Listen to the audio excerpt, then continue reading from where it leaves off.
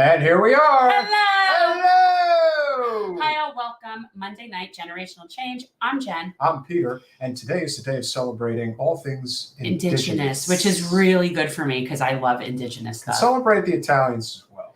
Okay, But I'm who not are we going to not- entertain that. But who are we not celebrating? We're not celebrating Christopher Columbus, obviously. But I thought he was a great man. Yeah, no, not so much. Christopher Columbus. I think by now, anybody who watches our show knows the deal. And at some point, we can even stop even mentioning him. It's kind of like how I feel about the media person that I don't like to talk about. Like, at some point, let's stop even talking about Christopher Columbus and we'll just talk about Indigenous people.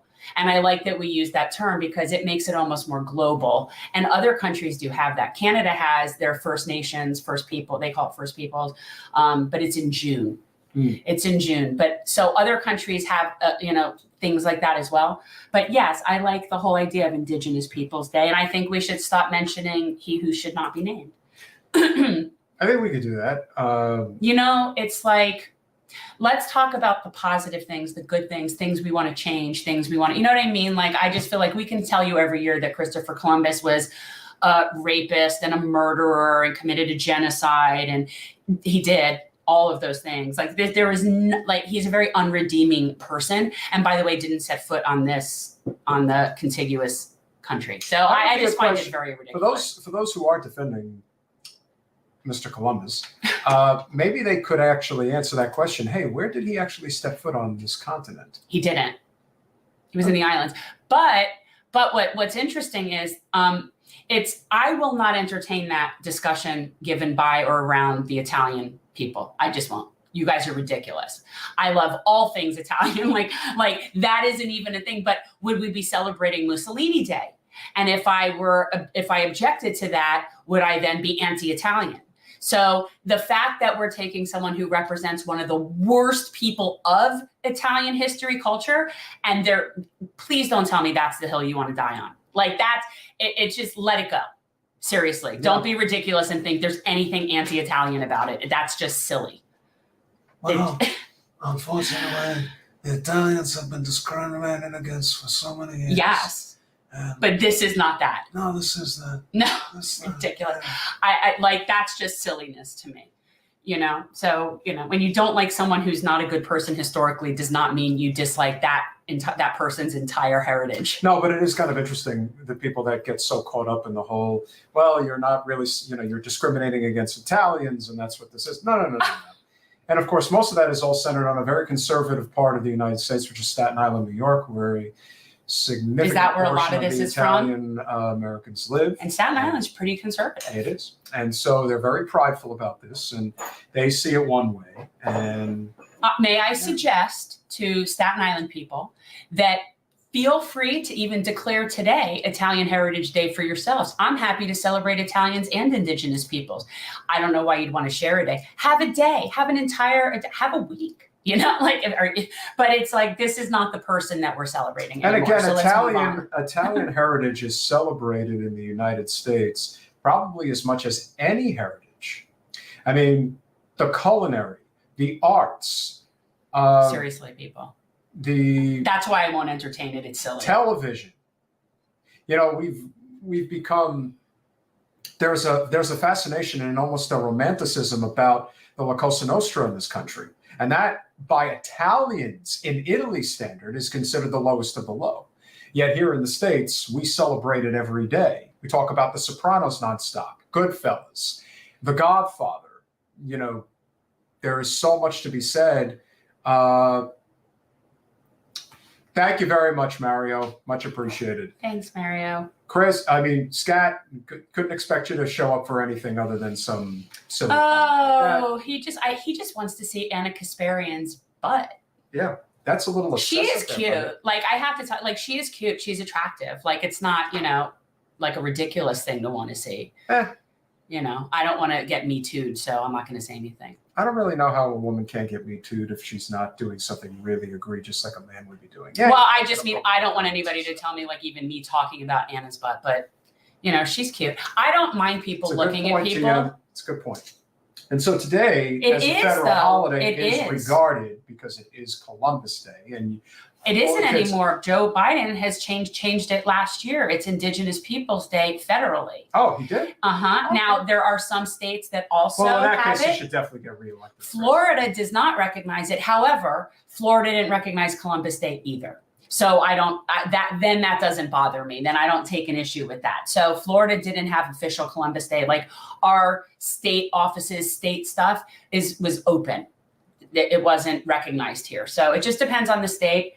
But it is now Indigenous Peoples Day, which is good. And that pleases me. And to that end, we have Indigenous guests. Yes, we do. We actually have two. And I think it's very important that, and again, we don't ever want to be gratuitous about this. No, it just so happens that today is the type of day where people will actually pay attention to the needs and the wants of the indigenous communities of this country. Indigenous, did I say indigenous? You can throw those words. So it isn't. It's not a tokenism thing. It's why would we not want to talk to people about Indigenous issues on the day when most people are paying attention to it? And there also happens to be a really good candidate that just honestly. We would have had her on at some point anyway. Like we would have, the fact that she happens to be a Native people doesn't, like we would have had her on anyway. No, I definitely agree with that. And I think that, you never want to be just patting somebody on the head because that's the worst part of it. But if this was the only time we talked about issues like this, then I'd say that's a problem. But we've talked about Indigenous stuff without it being any particular day. So just make sure you guys are all smashing that like button, commenting, sharing, doing all that wonderful stuff. Lynette Grey Bull should be here any minute. And then we're also going to be speaking with Vincent Schilling. Vincent Schilling. And he is from, I cannot pronounce it, so I'm not going to. We'll wait for him to explain. Well, it's the Mohawk is the greater tribe, okay? And then his part of that is, I can't pronounce that, and I don't want to do that. So, and it is, my understanding, it's the only Mohawk tribe that still is recognized in the United States, and it takes up a sliver of upstate New York. It's predominantly, it's here and in Canada. It crosses over, and it also crosses over both Ontario and Quebec. So it's Ontario, Quebec, and New York all have this, and it's the only place in this country that we have Mohawk tribe, which I think is just, We're going to do things a little bit in a reverse order since we're already getting started. But guys, if you are so inclined, we appreciate any and all support. Jen, we have a very big event coming up on Wednesday. Wednesday?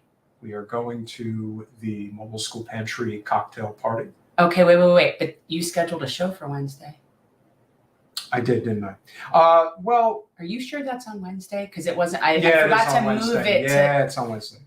I forgot to move it. I'm gonna have to come up with something. I forgot it was Wednesday too because it's not on the calendar. Well, the event starts, I think, at like 5:30 or 6 o'clock or something like that. So what you're saying is we could do an 8 o'clock show? Yeah, probably, or 8:30, something like that. Either way, we'll adjust. And just not have to change it because I don't want to mess with Jamaral. Well. We never want to do that. No, so that's the thing, guys. So Jamaral Thomas is going to be on Wednesday talking about Ukraine, which is, now getting to be what I expected to happen. Yeah, it is always going to be war drums banging. War drums banging. Always going to be to the benefit of the military-industrial complex. We all know that. It is unfortunate that is the country we live in today. But of course, why is this not working? Oh, well. I don't know what you're doing. Just stop for a second. Stop. It's thinking. There, you're stressing it out. No, it shouldn't have taken that long. But nevertheless, I'm just trying to look up some important I remember when we used to hear the dial tone and the connection, like the connection and the modem and all that. I remember that. I'm pretty sure this is the current representative. This is the lady, Marissa Selvig. Okay. We all know that this so there's only one, right? How many? That's what I was saying, right? Yeah. No, they have multiple districts. They have more than one district. Oh, that's silly. No, there is one congressional district in the entire state of Wyoming. You didn't know that?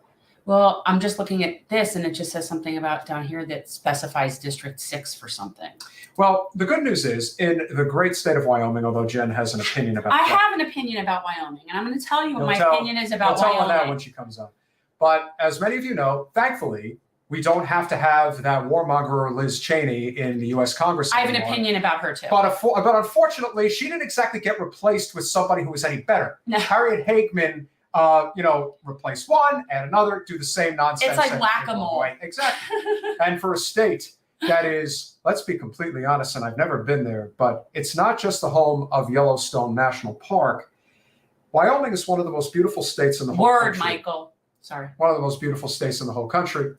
And to really have an admiration and appreciation for that, you need a representative who actually cares about the sanctity of our natural resources. And of course, we don't really have that right now with the current GOP, especially in a state like Wyoming. No. Good news is that there is a lovely lady who is running to represent the state for its at-large seat that I think would do a heck of a lot better than Representative Hageman, but we'll soon know why. Lynette Grey Bull, welcome to Generational Change. Hello. Good evening, everyone. Hi, how are you? I'm doing well. I'm busy, but I'm here. Yeah. So explain it to me, and I should know this. I do have a little bit of an attitude against your state. It was actually when we ran in 20 and we raised grassroots, like small dollar donations from all over. Wyoming was the only state that I didn't get a donation from. Oh, wow. Yeah. I know. I thought it was a Dick Cheney thing, like some sort of conspiracy or something like that. Evil man. Oh. Well, you got to remember that Wyoming is the least populated state. There's only 548,000 citizens here in the state of Wyoming. So we're vast, we're spread out. Oh, there's one congressional seat, one seat. One, because of the numbers of the citizens in Wyoming. Yes, that's correct. Okay. And this is got to be very difficult then. Like I think about you're running a congressional race, but you're running a statewide race. Yes. Like for us, those are so vastly different things. Like our congressional district, it was a pain and it was big, but if I always say I would never run a statewide race, and you're running a statewide race, which is, how is that? Like, it's crazy. Yeah, it's crazy because Wyoming, how it's set up, it's set up to where there's so many different counties and towns, and we're so far apart from each other. So it takes time to get from one town or one city, and I have to go to all these different counties, which I do love doing. And so, the outreach part and getting the voter registration and speaking and meeting everyone is kind of difficult when you live in a rural state. What is that like in terms of voter participation? And you can even talk specifically as to among Native people, like, is there lower voter turnout than we even see? I would think so. I would think it would be very suppressed. I would think people would be more struggling and not necessarily have time to participate. I mean, just more vulnerable. So what's that like with voter participation there? Yeah, I think the voter participation for the entire state could be better. Again, we live in a rural state. The 18 and 30-year-old age group are the less populated in voter registration. So if we can get voter outreach and voter registration events at cook-offs or tailgate parties to get young people to vote, I think that will make a huge impact. But we're talking about the Native American communities. I think nationwide, we need to do a lot better on getting Native Americans to vote. 5 years ago, I did my own outreach, helping other candidates to get elected and educate my community. And I had a lot of conversations with Native Americans in my community that didn't see the value of voting, either because they just never felt like they were being represented. There were people who didn't stand up for their values. But here we are in 2022, we have candidates like myself and others who believe in equality, who believe in inclusion, who believe in protecting the environment, or at least considering and having conversations about having Native American professionals at the table. And I think the more and more we talk about that, the more and more we're going to see Indigenous people and tribal communities participate in voter registration and getting out the vote. What do you see as the biggest obstacle? Obviously, Wyoming, like a lot of states in the Great Plains region of this country, are heavily dominated by the GOP.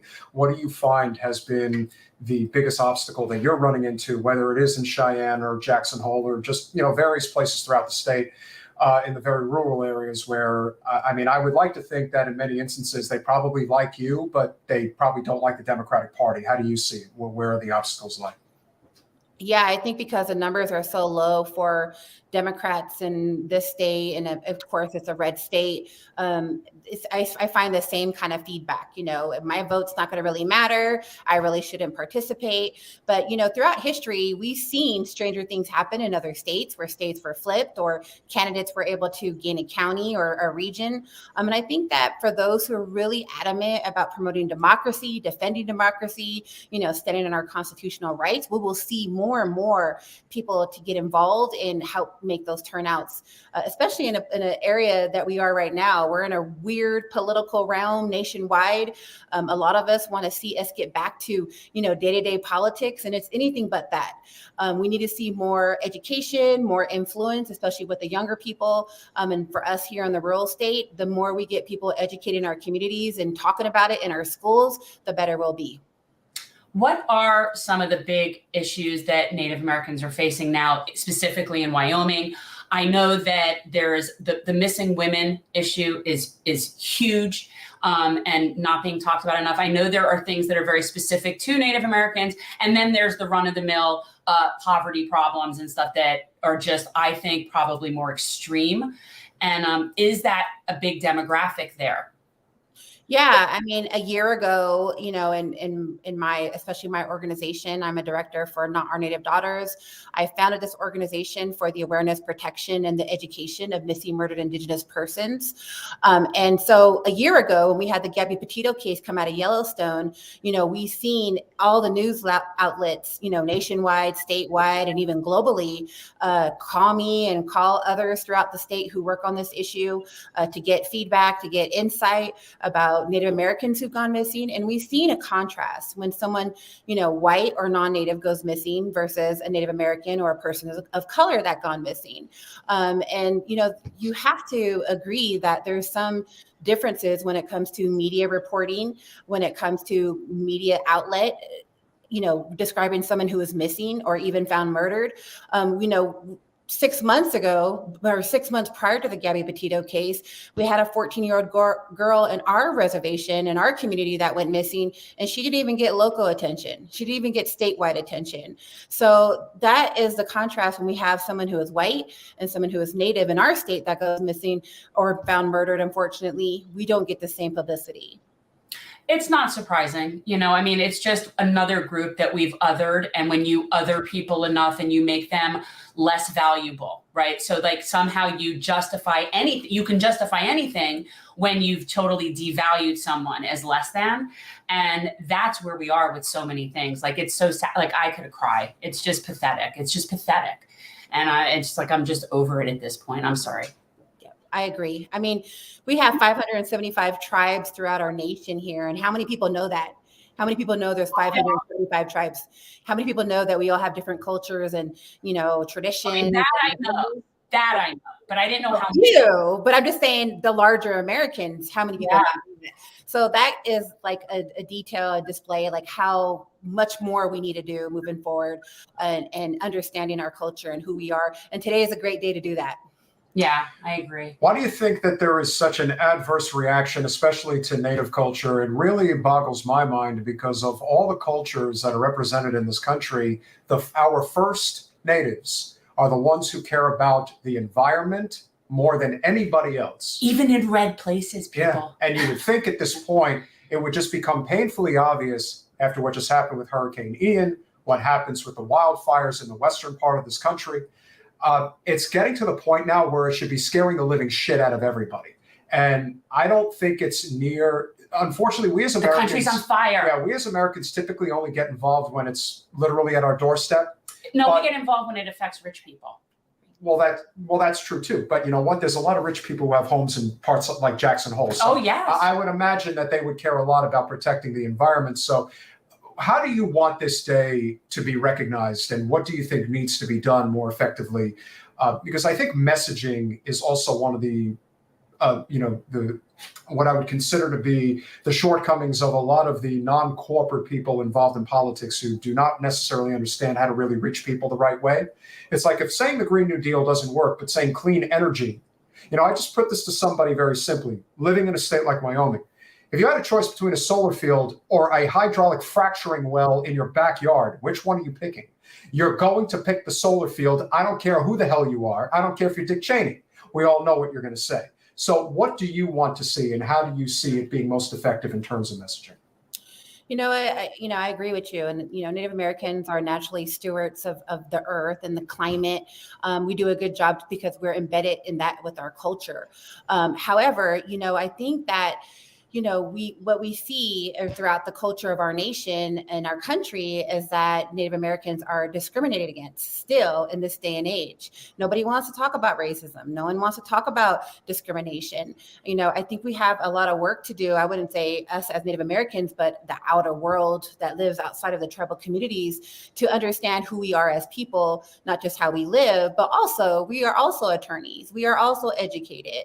We are also play vital roles in different aspects of different entities and business and nonprofits. And, I think this type of imagery and how we're looked upon needs to be looked at and discussed a little bit more. And when it comes to the environment, that's one of the things that I'm working on in my state on a state level is like most of the recreation and the conservation organizations and entities in my state, and I would just say even the Northern Plains region, they're all led and occupied by white persons. And not to say that's not a bad thing, that's a great thing. But what I'm trying to do is diversify the conservation realm, because we need not only more people of color in these fields, but we also need more Native Americans in these fields. And most of the time, like I know for the Native Americans experts and people who've been educated on this and the environment, on EPA and water and land and all of these great issues, most of the times they can't get jobs in these places because, again, it's our imagery or discrimination or racism. I've worked in different areas across the nation. I've worked in the Pacific Southwest and Northwest and Southwest, out in California. I even did a lot of work on the East Coast as well. But I would tell you that the Northern Plains region, the Dakotas, the Montana, Wyoming, Nebraska region, it's like going back 100 years in time, where discrimination against Native Americans and, these job markets in these places were just not looked at, and we're not looked at the same. So I think a lot of that has to do with us not being in these fields of work.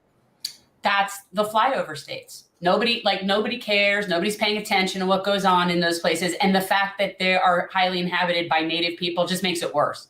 Just makes us less interested in checking out those places and helping the people. But and also, really quickly, yeah, the Northern Plains region, and I only know this because of different statistics and studies that's been done. The cases that come from missing, murdered Indigenous persons in the Northern Plains region are the less likely to be investigated and the less likely to be in any type of media compared to the Southwest, compared to the West or East Coast. So that is a huge contrast of why we have such an epidemic, especially in the Northern Plains region. I think also it's because it is so spread out in rural, and it is easier for people to sort of like never be seen again. It's not as condensed. It's so much more spread out. And then you have these, oil pipeline people coming in and moving out and all that transience. And it's like, it seems like it's really the perfect opportunity is you find people that are being ignored, and then so it's like, it's a perfect place for predators. Absolutely. I agree. For somebody that was pretty close to what was happening with the Dakota Access Pipeline, can you, kind of assess as to what it's like dealing with this significant problem? You see it from the GOP constantly. They want to talk about us needing to get away from Middle Eastern oil, and I agree with that. But their answer is, let's just drill the shit out of all the land in the northern and plains regions of this country, instead of saying, man, imagine how great it would be to have high-speed rail from Cheyenne to Salt Lake City. Just something like that. And I'm thinking, yeah, that's what we should be talking about. If you could talk about some of the things that could really benefit the Great Plains region of this country. Yeah. To me, high-speed rail is just one of many. But I would think of all the places in the country, it would be the easiest to have high-speed rail. It's in a state like Wyoming. I agree. And also to add to that, Wyoming has always had a legacy of leading in the energy industry because of the oil, gas, and coal. I sympathize with the families who work in these industries because I have family that work in these industries, and I believe that transitional energy to renewable energies is not only the way of the state of Wyoming, but the way that we're moving towards in the country, but also globally.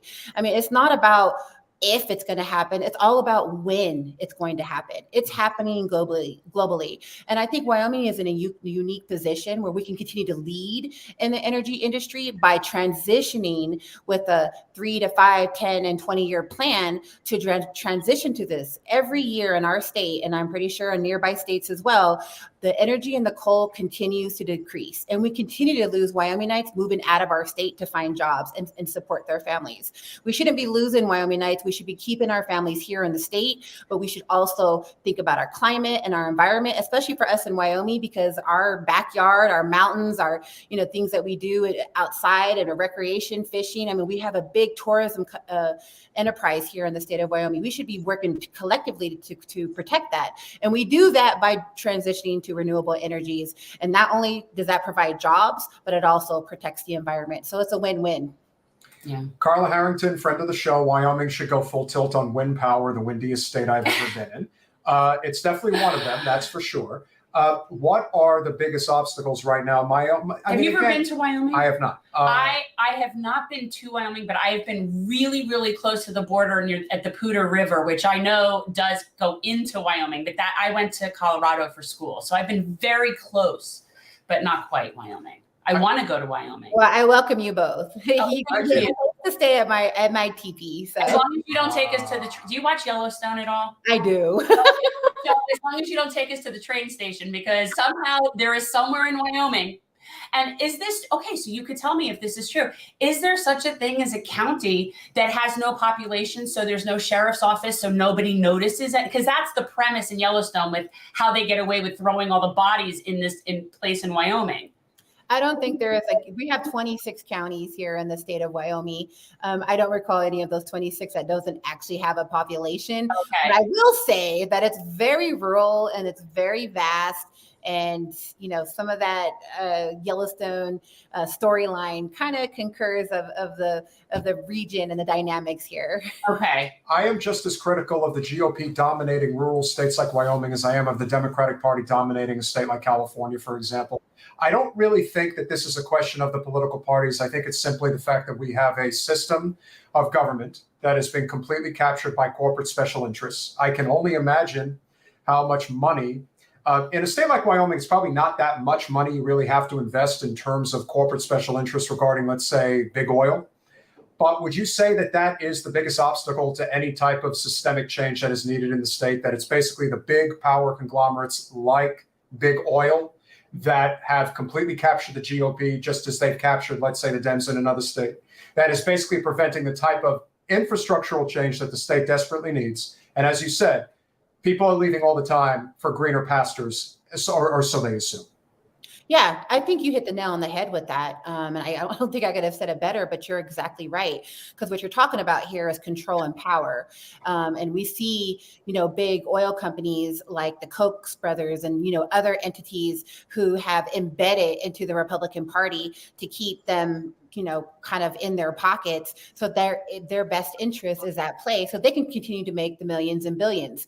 So yes, I think that's absolutely correct. It's also absolutely correct here for the state of Wyoming. Those types of politics is a huge role and what plays on here in the state of Wyoming, but also with people who support Republican Party. They want to continue to lead in this oil and gas industry. They think this is the way to go, even though if they frack in their own backyard. One fracking site takes 500 trucks to frack one site, and that's a huge, and then they go 25,000 feet underneath the ground. There's so many scientifical and environmental complications to go with all of that. But, in order for us. And as somebody who lives in Wyoming, when I have to listen to some, let's just say not so intelligent person, let me tell you, there's a lot of them. There are, to me, I actually am heavily more critical of big city and suburbanite liberals than I am of conservatives. Most conservatives, they just don't know. They were never brought up with the type of education that people in the big city, coastal cities, even in a city like Denver, Colorado, they do not understand just how devastating to the environment and your way of life it is if you have man-made earthquakes from fracking gas. Like there's this, I mean, think about the natives in Oklahoma, because that's where most of the suffering happens in Oklahoma. For those who don't know, it is the Native Americans who live around the Panhandle region, which suffer mightily as a result of the underground man-made earthquakes that completely destroy the value of the land. Again, we could go on and on about this, but The Williston area does too. Oh, 100%.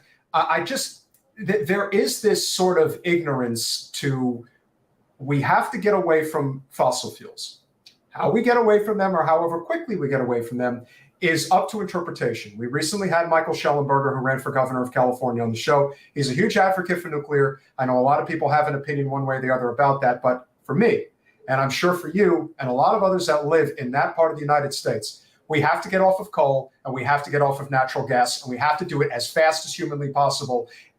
I can't emphasize that enough. And scuba certification is what I'm telling everybody down here. I'm not kidding. You think it's funny. I think they keep building buildings that are going to look like really nice coral reefs. Before we go, Lynette, bring us home. How would you see us getting off of coal and natural gas the fastest? What would you recommend? If you were pulling the levers of power in Capitol Hill, if you're in control of Wyoming, what would you do?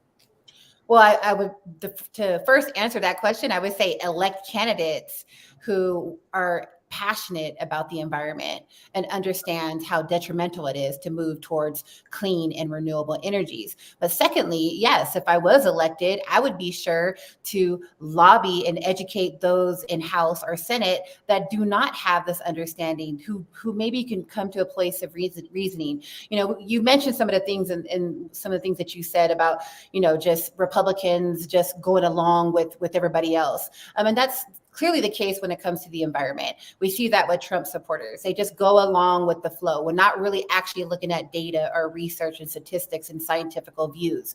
So it's important to have people who are elected in House and Senate who understand these things, or even if they don't understand it, at least they have the ability and the intelligence to sit down and comb through it and learn about it and see how their constituents and rest of Americans are going to be impacted by it. So one of the things I love of the work of the political realm, so to speak, is I lobby. I've been lobbying for over 10 years, both on the state and federal level. I am not fearful to meet with anybody and talk with them and have a conversation with them about why this or that is important. And that's one of the things that I would be fighting for and advocating for, is the environment and renewable energies and the devastation that having coal industries, reparations, things not done for the environment, fracking, with the dangers does that bring. I have no problem having those conversations, and I have no problems putting people on the spot to make sure they answer these questions, not only for themselves, but for the future of their own families and our future as a whole.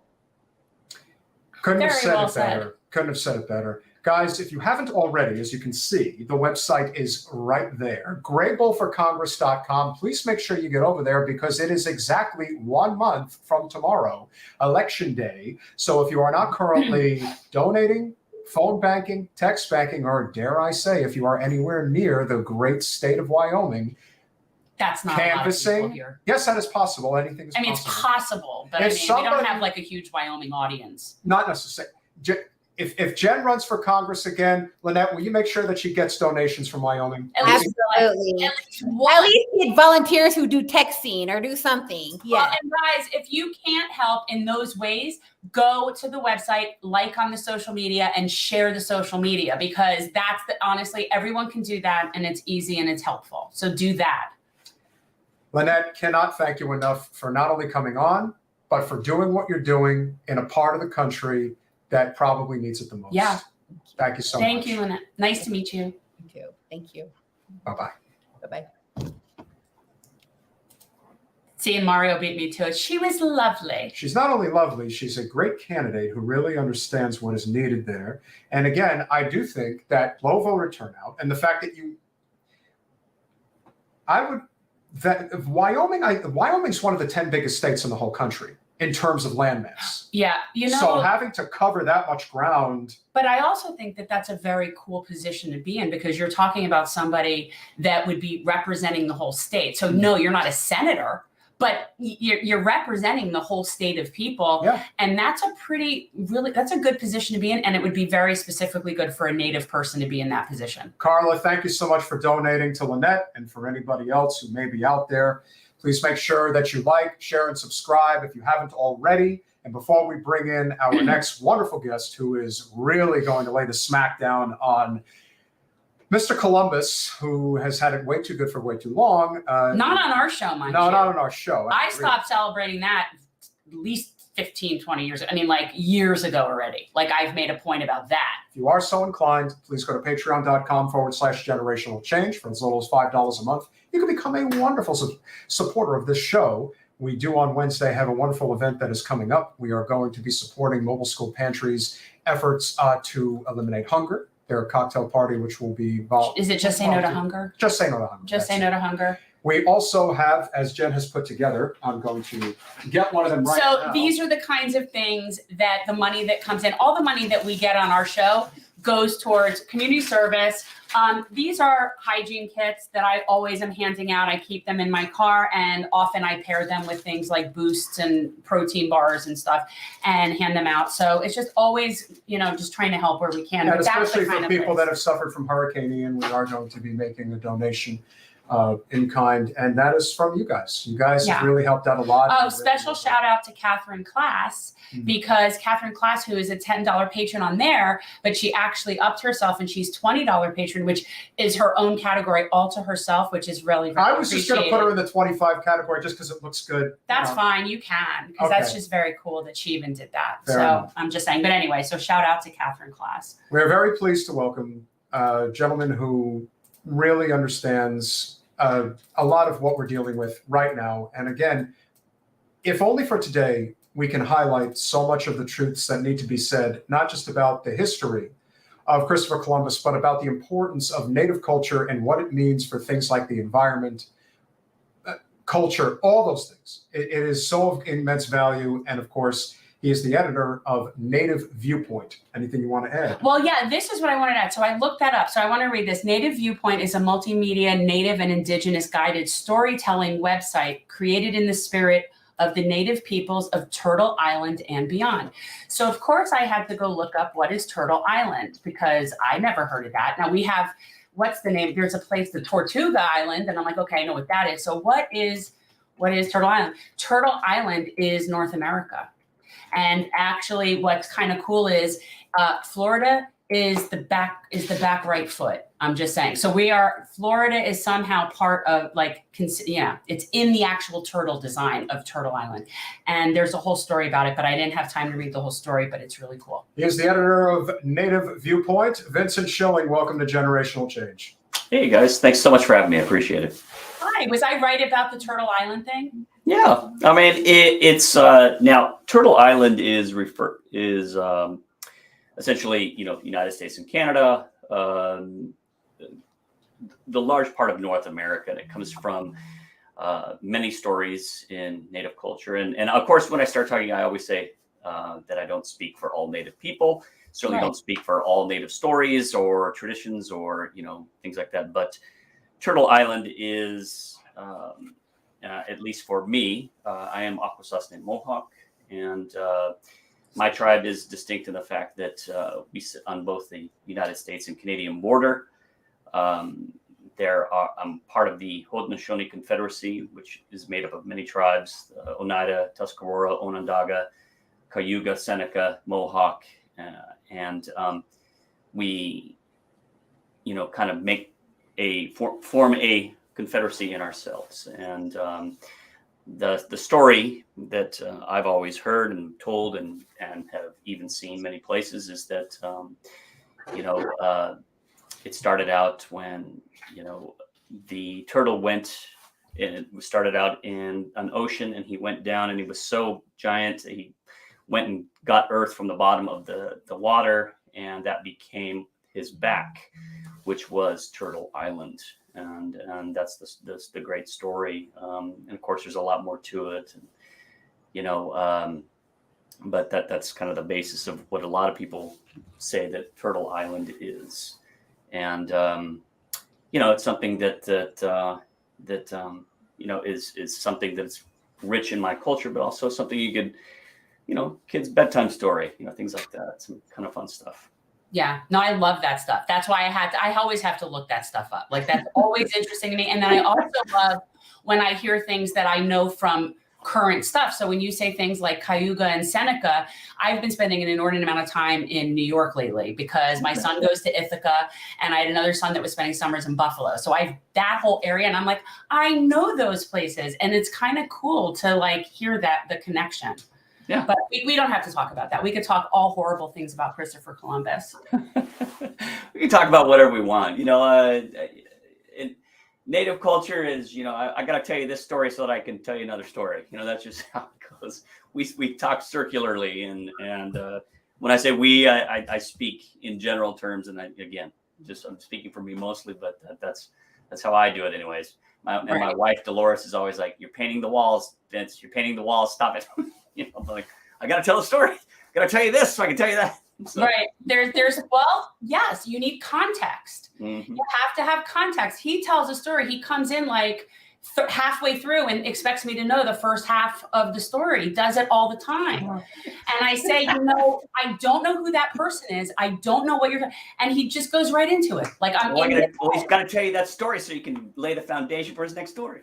That's what I'm saying. Well, my name is Peter, Vincent. And hey, Peter. What was your impetus to write the article, and why do you think so many people have such a hard time letting go of the Columbus mythology, if you will? Well, I have been talking about this for years, and I realized I've been a journalist for nearly 20 years, focusing on Native issues for the most part, because as a kid. Now I'm going to tell you this story so I can tell you this story about the impetus. I grew up literally in California on Compton Boulevard. Yes, that Compton. And, just off of Crenshaw, and, had my bike stolen once a week. That's just kind of how it went those days, and it's all good. But in between my trips to the comic shop and this and that, when I would go to school, I don't ever remember hearing anything about Native American culture other than Native Americans lived in a teepee. It's about it. And I really can't think of any other. The Pilgrims and the Indians, which is also a lie. And actually never happened. Not in the way that Lincoln tried to tell it. But so I realized that in reading about Christopher Columbus, I see a lot of people saying, well, Columbus is a jerk. Columbus is terrible. And so I was trying to find some research, and I didn't see much on it, and I was like, wait, what? So I went and I said, to myself, I am going to write a story telling people as much as I can from a Native perspective, an Indigenous perspective, because depending on who writes the story, they will focus on certain aspects more so than something else. And as opposed to Christopher Columbus being called a hero, I wanted to look at what really happened. So I went in, I dug deep. I read his journal. I read his journals, his writings, his letters, letters of others, letters of people who were there, histories based upon, carried down, et cetera, et cetera, et cetera.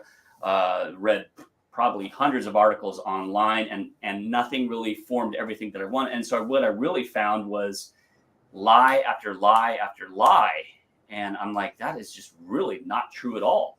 So I decided that I wanted to write something that kind of addressed all of that. And the very first article I wrote on it was Myths and Atrocities of Christopher Columbus. And boom, it went viral big time, and it's been shared every year since. And I used to work as a journalist, and later an editor, and then a television producer for Indian Country Today.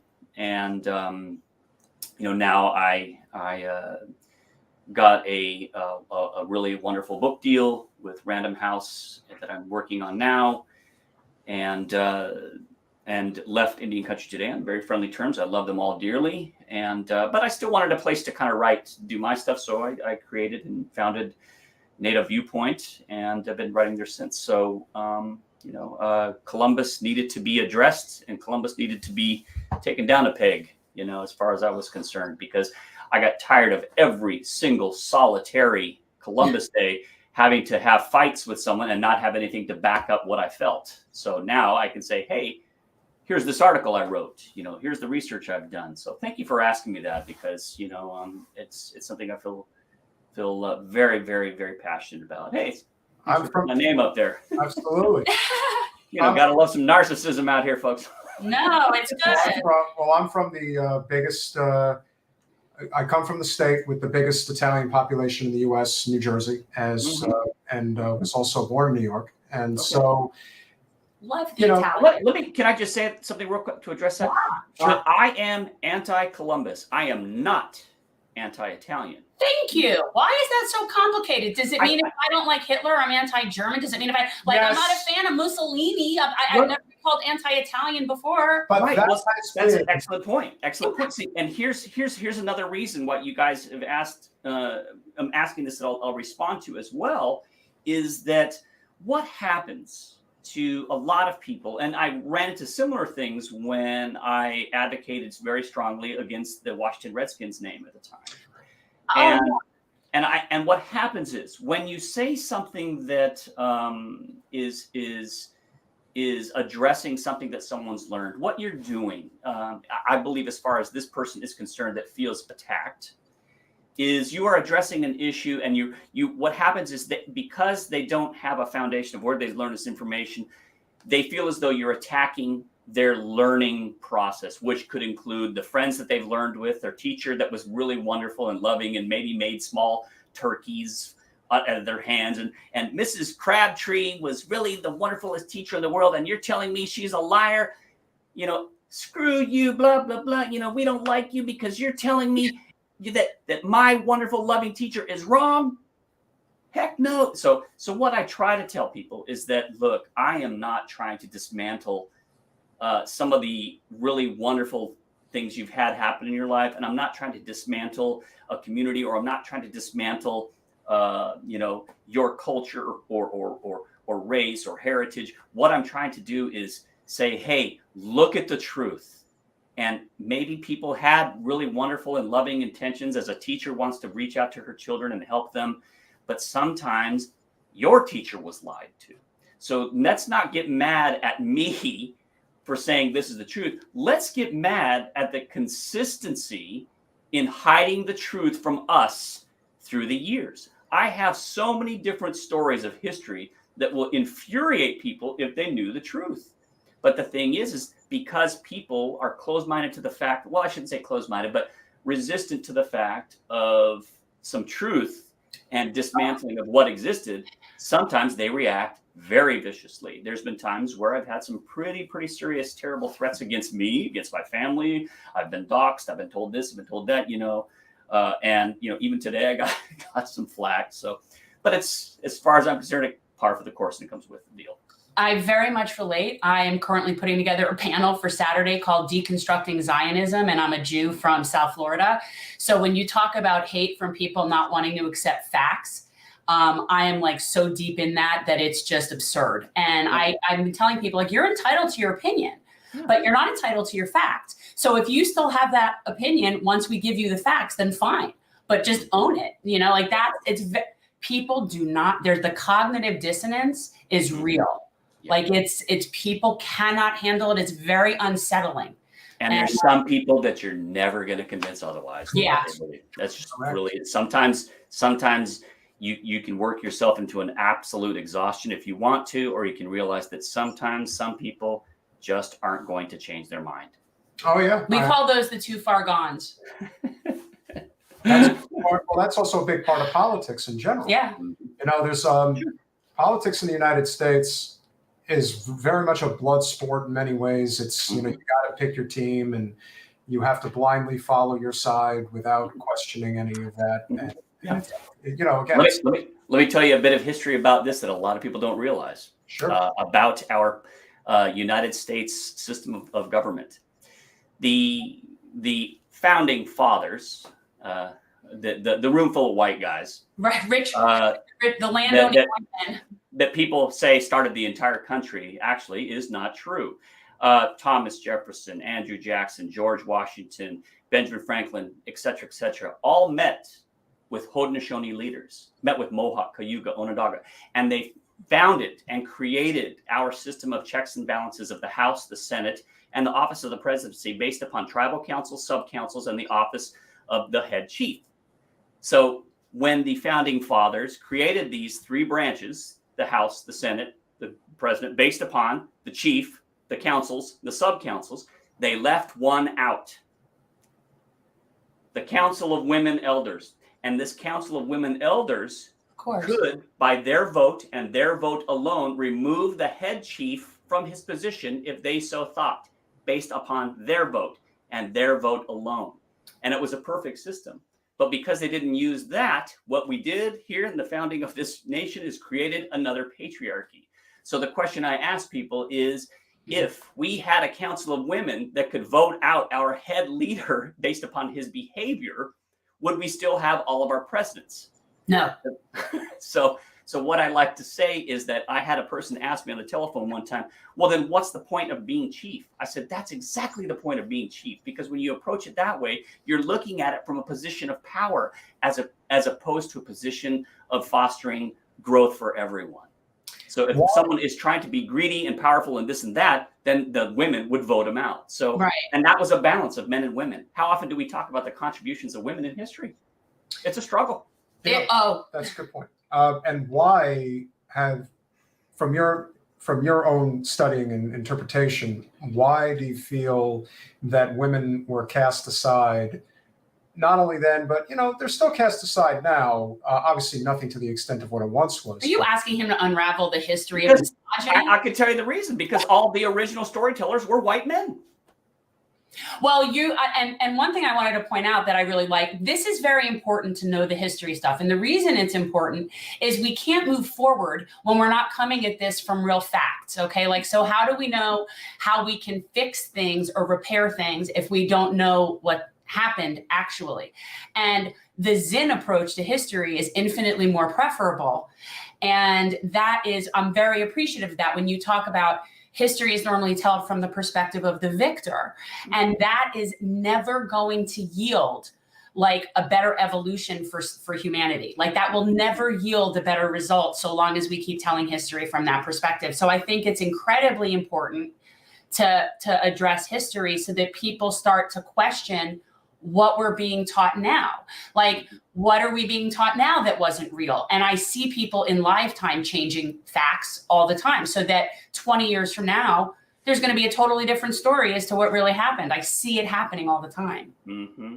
The more violence that exists in a movement, the more aggression, the more force, the more power in which someone tries to move something forward, the faster they will grow, because it intimidates other people and is scary. But what it is, I call that type of power of a flapjack, because it can only last for so long until you got to flip it. You know what I'm saying? It's only so much until it gets top heavy and flips. It's all about trying to maintain a balance. And no matter what, if you push one way, a seesaw is going to go back the other way with equal force. It's politics is physics, and it all balances out. And that's why I think the meek shall inherit the earth is such an important concept, because in some ways it really, really is true. Yeah. And I think when you know better people, you should do better. I have a lot of bad feelings about things that I didn't do or didn't know. And I question, would I have been somebody that would have stood up against segregation? Would I be somebody that would be taking the time, like being courageous enough to go against the norm? Would I? And I think it's really important. And one of the things that we talk about, like he says about going to Mount Rushmore. And I'm like, you mean 6 grandfathers? As now that's what I'm calling it, because it's like, we need to take back the narrative of what factually happened, and stop like having these legends of American like greatness. Yeah. And it's very unsettling to me. Yeah. But that's what you're doing now. You asked the question if you'd be that way, but that's what you're doing now. You guys are doing good and positive things. That's all we can do, is try to do the best we can every time, every chance we can. Well, I often maintain that and we talk about this all the time on our show, that the biggest impediment to success in this country is not the individual who thinks ignorantly. It's the fact that we have a government that is completely captured by corporate special interests. It has been for quite some time, probably always has been, but now it's just completely out of sight, out of mind. And it probably has been that way for the past, 40 years, give or take. And so if we're trying to enact any type of change in this country, I try to tell people all the time, and I have a lot of, close friends and even family that are ardent Trump supporters. And I tell them, as much as you may not like Trump, and there's many good reasons not to like him, because he's disgusting. there is even more reason not to like the system that we're living in right now. And people are so desperate to get out of it that they'll turn to somebody like him. That should be the biggest red flag of all. Because if we were living in a country that truly cared for the least, we actually had universal health care, a living wage, an environmental platform that actually took care of this planet and not destroyed it. I think if we had those types of things in place, a person like Trump could never rise because everyone would look at him as the fool and fraud that he is. Mm-hmm. But because things are so bad, people are desperate. When you're desperate, you'll take anything. People look back at how the hell did Hitler and Mussolini rise to power? Easily, actually. It's not that hard to see. And we're kind of living through an inflection point moment right now where I think on a day like today, realizing that Native culture, I saw, what I always feel is the best white man's interpretation of Native history in Dances with Wolves. There is so much to learn from that film regarding, especially the scene with the killing of the buffalo and only killing it for their hide, not killing it for their bones, for their meat. Those types of things to me are the things we can learn from Native culture that are not being talked about anywhere near enough today. We saw what happened during the Dakota Access Pipeline debacle. Mm-hmm. I really think there is a lot that Native culture should be having greater, not undue influence, but the type of influence that can be moving us in the right direction that currently is kind of scary, seeing that it isn't going that way.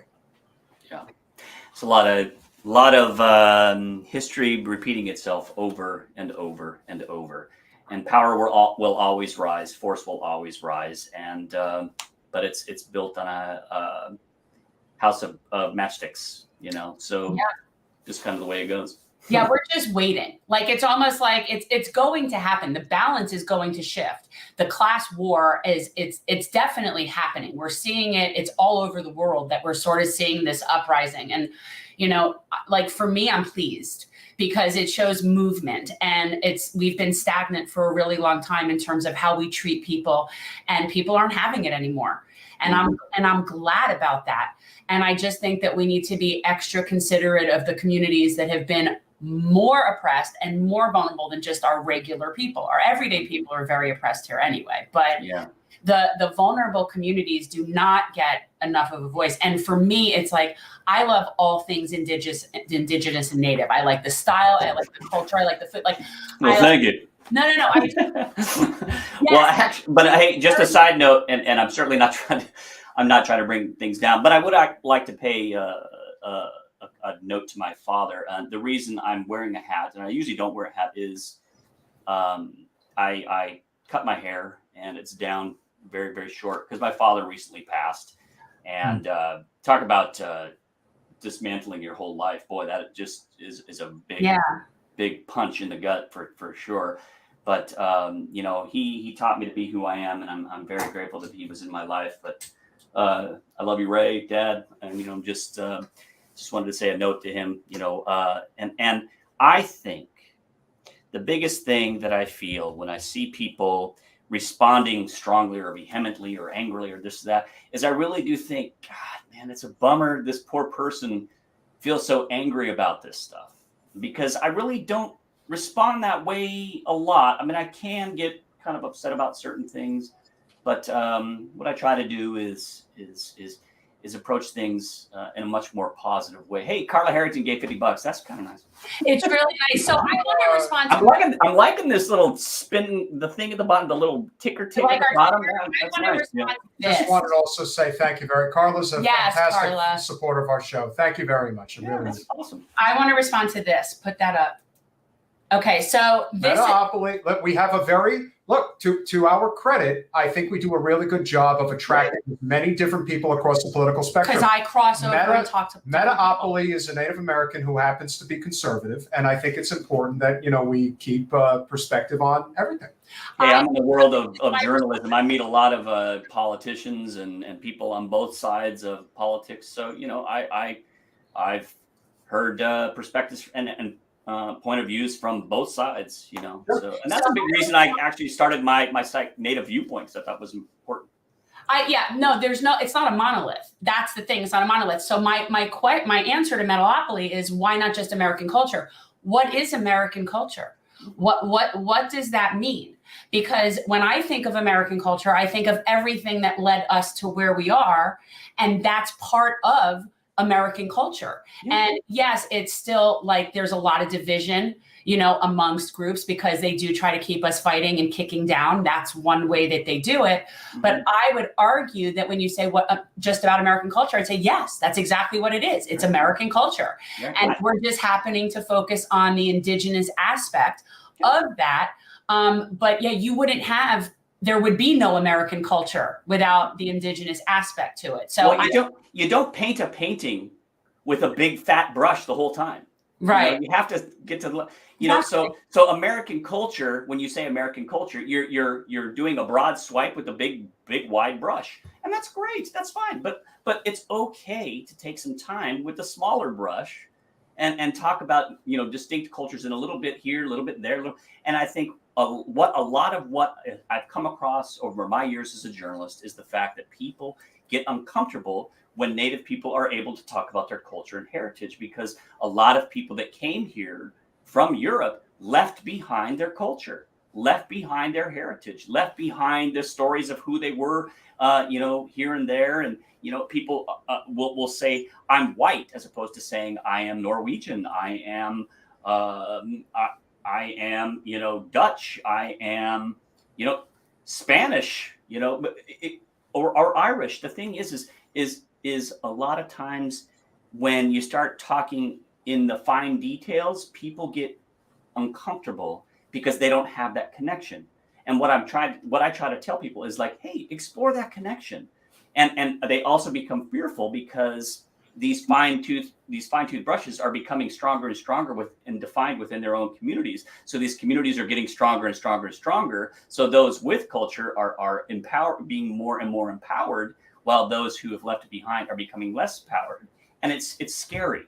But the thing is we don't have to just run out and just hate each other. And I'm not trying to be too kumbaya here, but it's not a pie. If somebody else gets empowered, it doesn't mean you lose power. If somebody else gains some, money, that doesn't mean you have less money. Like, it's not a pie, people. It's not how it works. There's a great meme that was done. I think it was either like Bill Gates or Jeff Bezos, but basically they're sitting in the middle with a whole pile of cookies. And on one side, you have a rural, I believe, white American. And on the other side, you have an urban Black American. And the oligarch, if you will, who has all the cookies, is basically looking at the rural white guy saying, be careful, that urban Black guy's going to take your cookie. And it just sort of crystallizes how we're fighting the wrong battles. You got to punch up, people. You got to punch up, people. Like, it's the people with less power than you are never going to be the blame or the cause of your woes. That's just not how this works. Yeah. There is that loss of focus when it comes to what battles we're really fighting right now. But I do think that we are heading, I don't know if we're heading for a cataclysmic circumstance in the near future, but whatever it's going to be, we're not there yet, but it's going to be very, very interesting when we do get there. And having, again, we were very fortunate, Hurricane Ian did not hit us. We had a lot of rain. That's good. But the devastating part of it went about not even 2 hours from here. If one change of the direction of that storm, and it could have absolutely devastated where we are. And all those amazing crates behind it, that design, which is incredible, would all be crashed down the ground. This? Yeah. I love that. They're vintage shutters from all over. Some of them.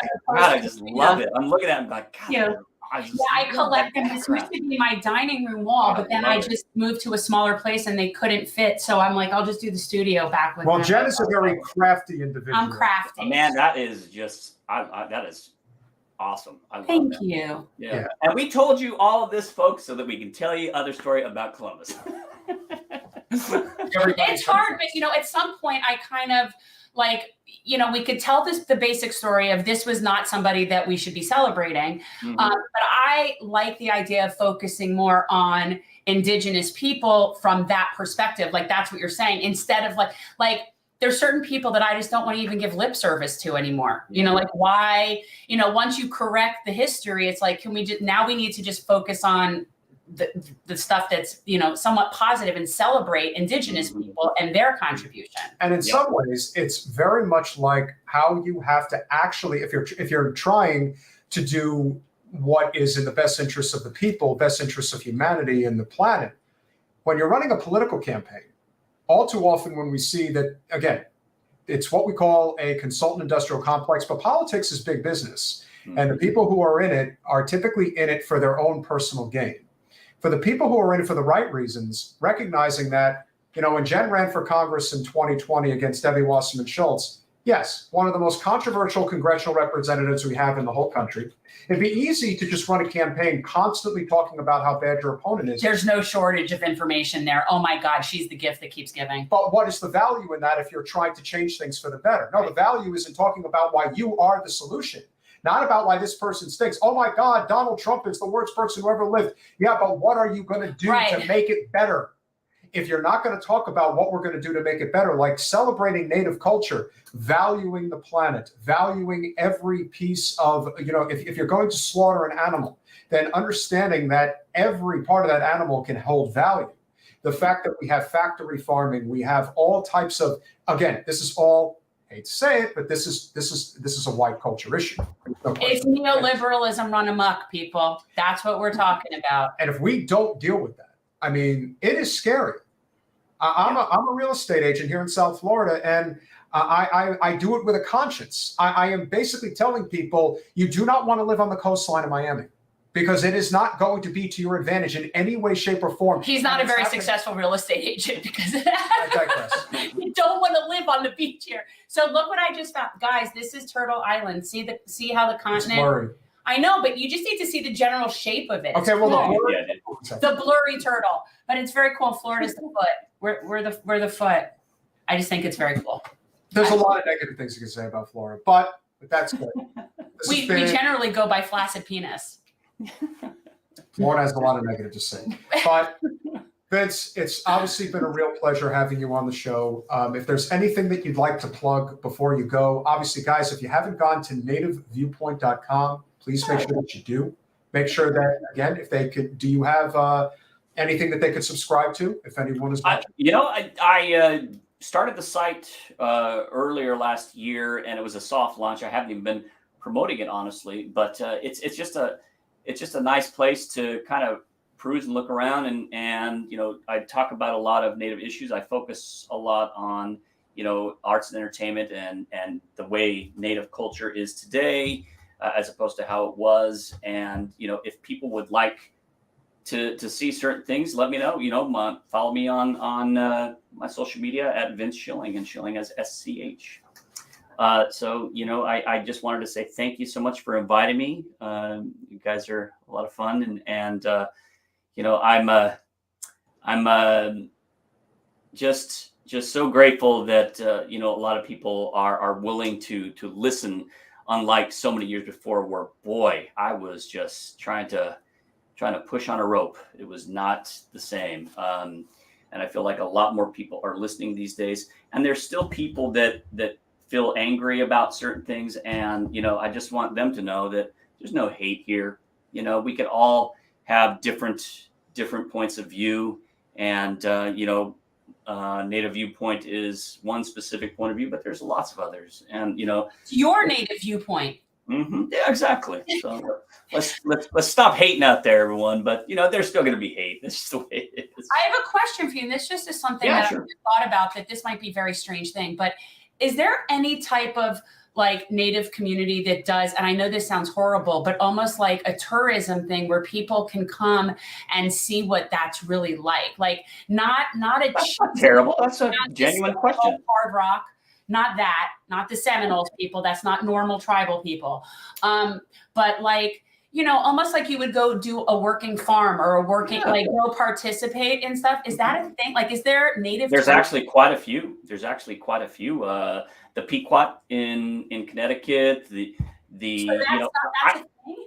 yeah, it's really beautiful. Their museum now. The one thing that a lot of tribes were able to take advantage of was the concept of sovereignty and being a sovereign entity, and they're thereby only, you know, held accountable on your own laws within your own you know, community.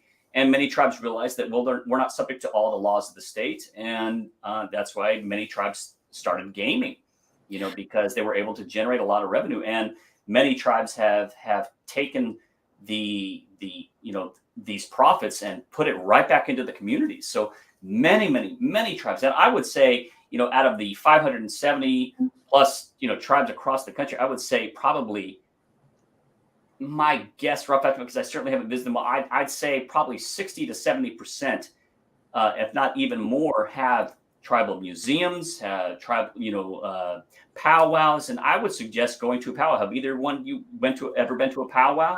I actually have, but I don't. Right. To me, it seems a little too touristy, cheesy. So I hear you. I hear you. Now that's because there's a lot of tourists there. But the thing is you know, one thing I will say, because you were so kind in the way you put that question, but I will say you really can ask questions of a Native person when we go to, and again, I'm not speaking for every single person, but we go to a powwow and you ask a genuine question of curiosity in a kind way. Say, hey, you know, what does that mean? What is that? What you're wearing? What is this chest plate here? What is this roach thing? What is this?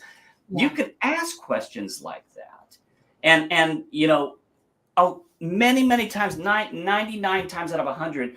I would imagine that the person you ask would be gracious and saying, well, this means this and this means this, because a very small, quick story, because I know we're probably going to move on, but there was a German museum that had a poster of a Native American man, and they wanted to know who it was. So they put it out there and they said, does anyone know who this is? And I just happened to happen upon it. You know, I don't remember where the post was. I saw it and I looked at it and I said, oh, so I said, can you send me the entire image? And so I was able to zoom in and I could see from some of the designs on his headdress that I said, he's likely Lakota. I would even say it's specific to the region of Porcupine, you know. So I was able to kind of guesstimate where he was from based upon some of the designs that looked familiar to me.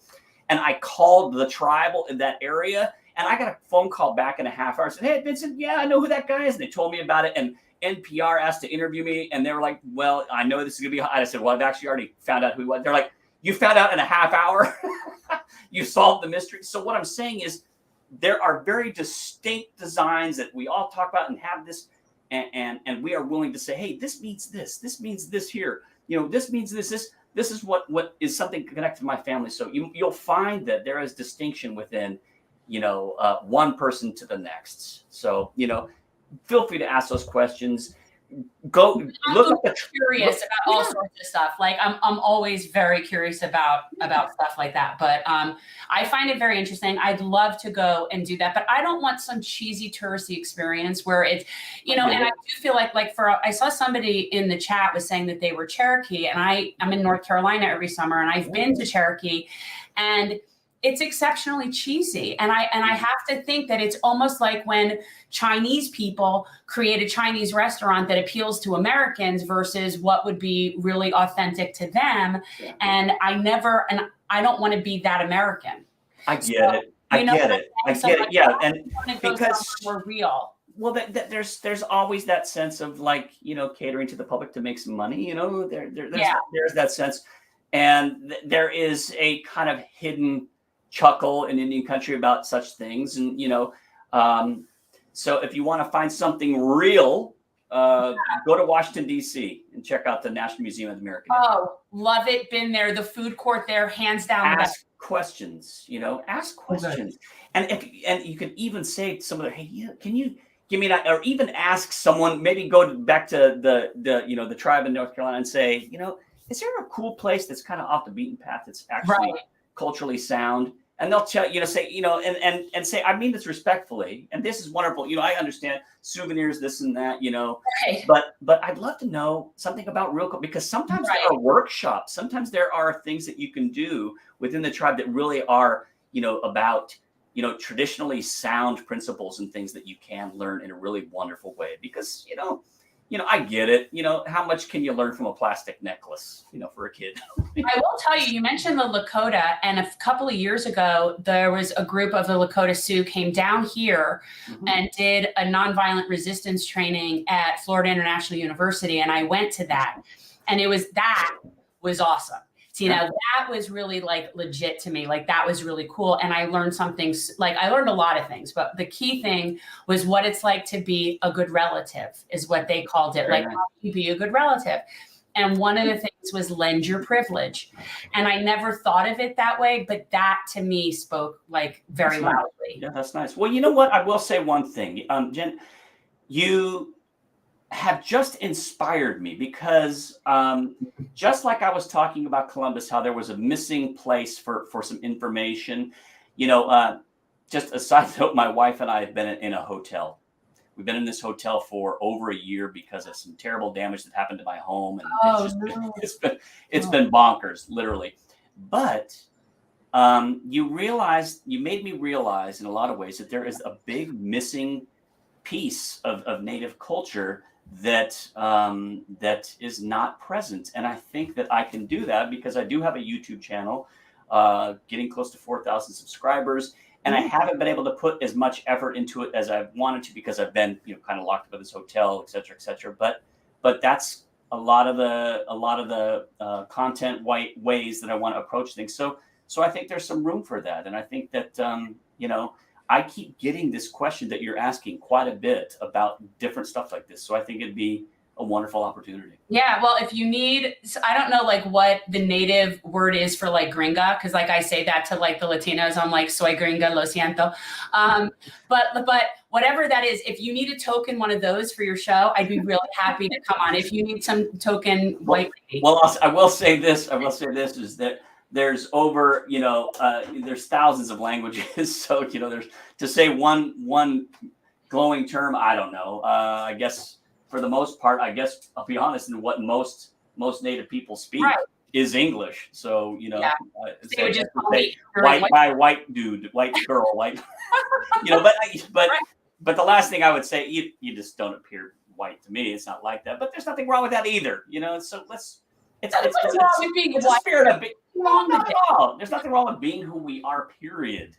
Regardless of what we have in our DNA.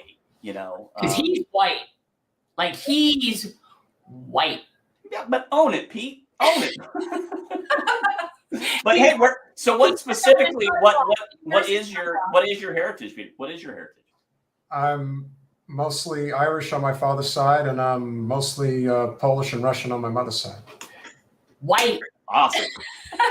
Irish. Well, Irish is very Celtic, and very, very tribal. So, there's a lot. I love that stuff. Yeah. So I would invest in that, my brother. That is some really incredible culture. And he actually is part Jewish tribe. He just doesn't like to admit that. No, I don't. That's a little. I don't. Well, no. My father, my mother is the Mohawk. My father is Schilling, which is Austrian, and his great grandmother. My great grandmother on his side, her last name was Rosenbaum. And she was fleeing Austria. Yeah.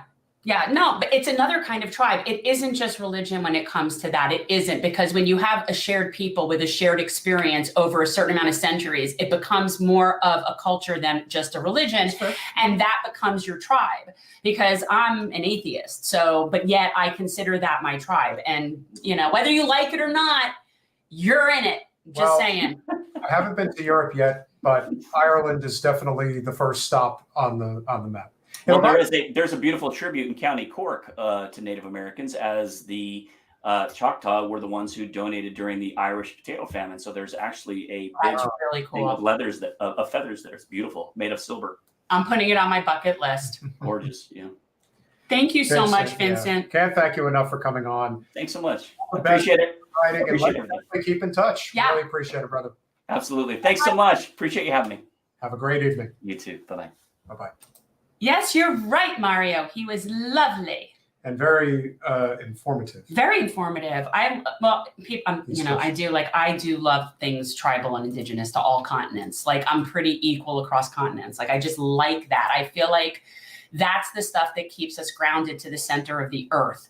The indigenous ways are the ways that kind of keep us connected to I can't explain. We all come from the same place. We all come from like the cradle of civilization. Metalopoly, I think it's important that we understand that these types of conversations are very important. And yes, we do. Oh, I'm all for that. Oh, I'd love to do that. If you can introduce me to some real power brokers in China and India, I'd be very happy to advocate. Now, I don't speak Mandarin, and no, but they all speak English. Luckily for us, they can dumb it down for us. But I would be very happy to do that. And Metalopoly, the real issue is we have to clean up our own house. Like, I have a lot more standing to demand things from my government, which is my people, than I do to demand from another government where I don't have standing there. But if given the opportunity, I'd be more than happy to. And I say it all the time, like, if we all switch to electric cars in this country, that's not going to solve the problem. Not we at need all. to get all these countries on board, the major ones. You're right. It's China, it's India. But the U.S. needs to lead. And we can't do that so long as the military industrial complex is the number one polluter. And our imperialism knows no bounds. And that is banging why the war drums again right now as we speak. And that is why you guys are going to get a wonderful lesson from a fellow YouTuber and friend of the show, Jamal Thomas. He will be coming on Wednesday at 8:30 p.m. We're probably going to start at 8:30 p.m. because we do have an affair to go to. An affair. Oh, it is an affair, technically. I did get us swag bags. Yes. It's all just donations to Mobile School Pantry. So My favorite nonprofit in Broward. It's our local food. It's like a local food bank, not a bank, but it's really special, people. And she provides food to so many families in Broward. And it's just not just providing food, it's the manner in which it's done. It's really nice. Yeah, Paul, Jamal actually, I think he took a hiatus for a considerable amount of time. Well, then he was with Sputnik. But he just came back on. I love Jamal. He's one of the first people that I started regularly watching when I started watching like alternate He's media. old school. I mean, he goes back as far as Kyle Kalinske does. Like, he's been around a long time.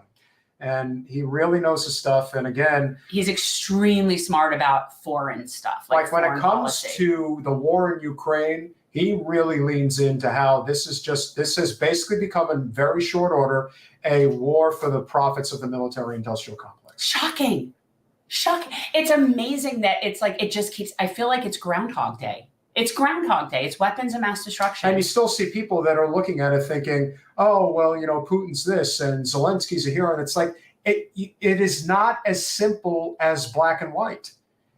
Something as simple as discussing how far NATO has expanded in Eastern Europe when, after the fall of the Soviet Union, it was told it would never move past East Germany.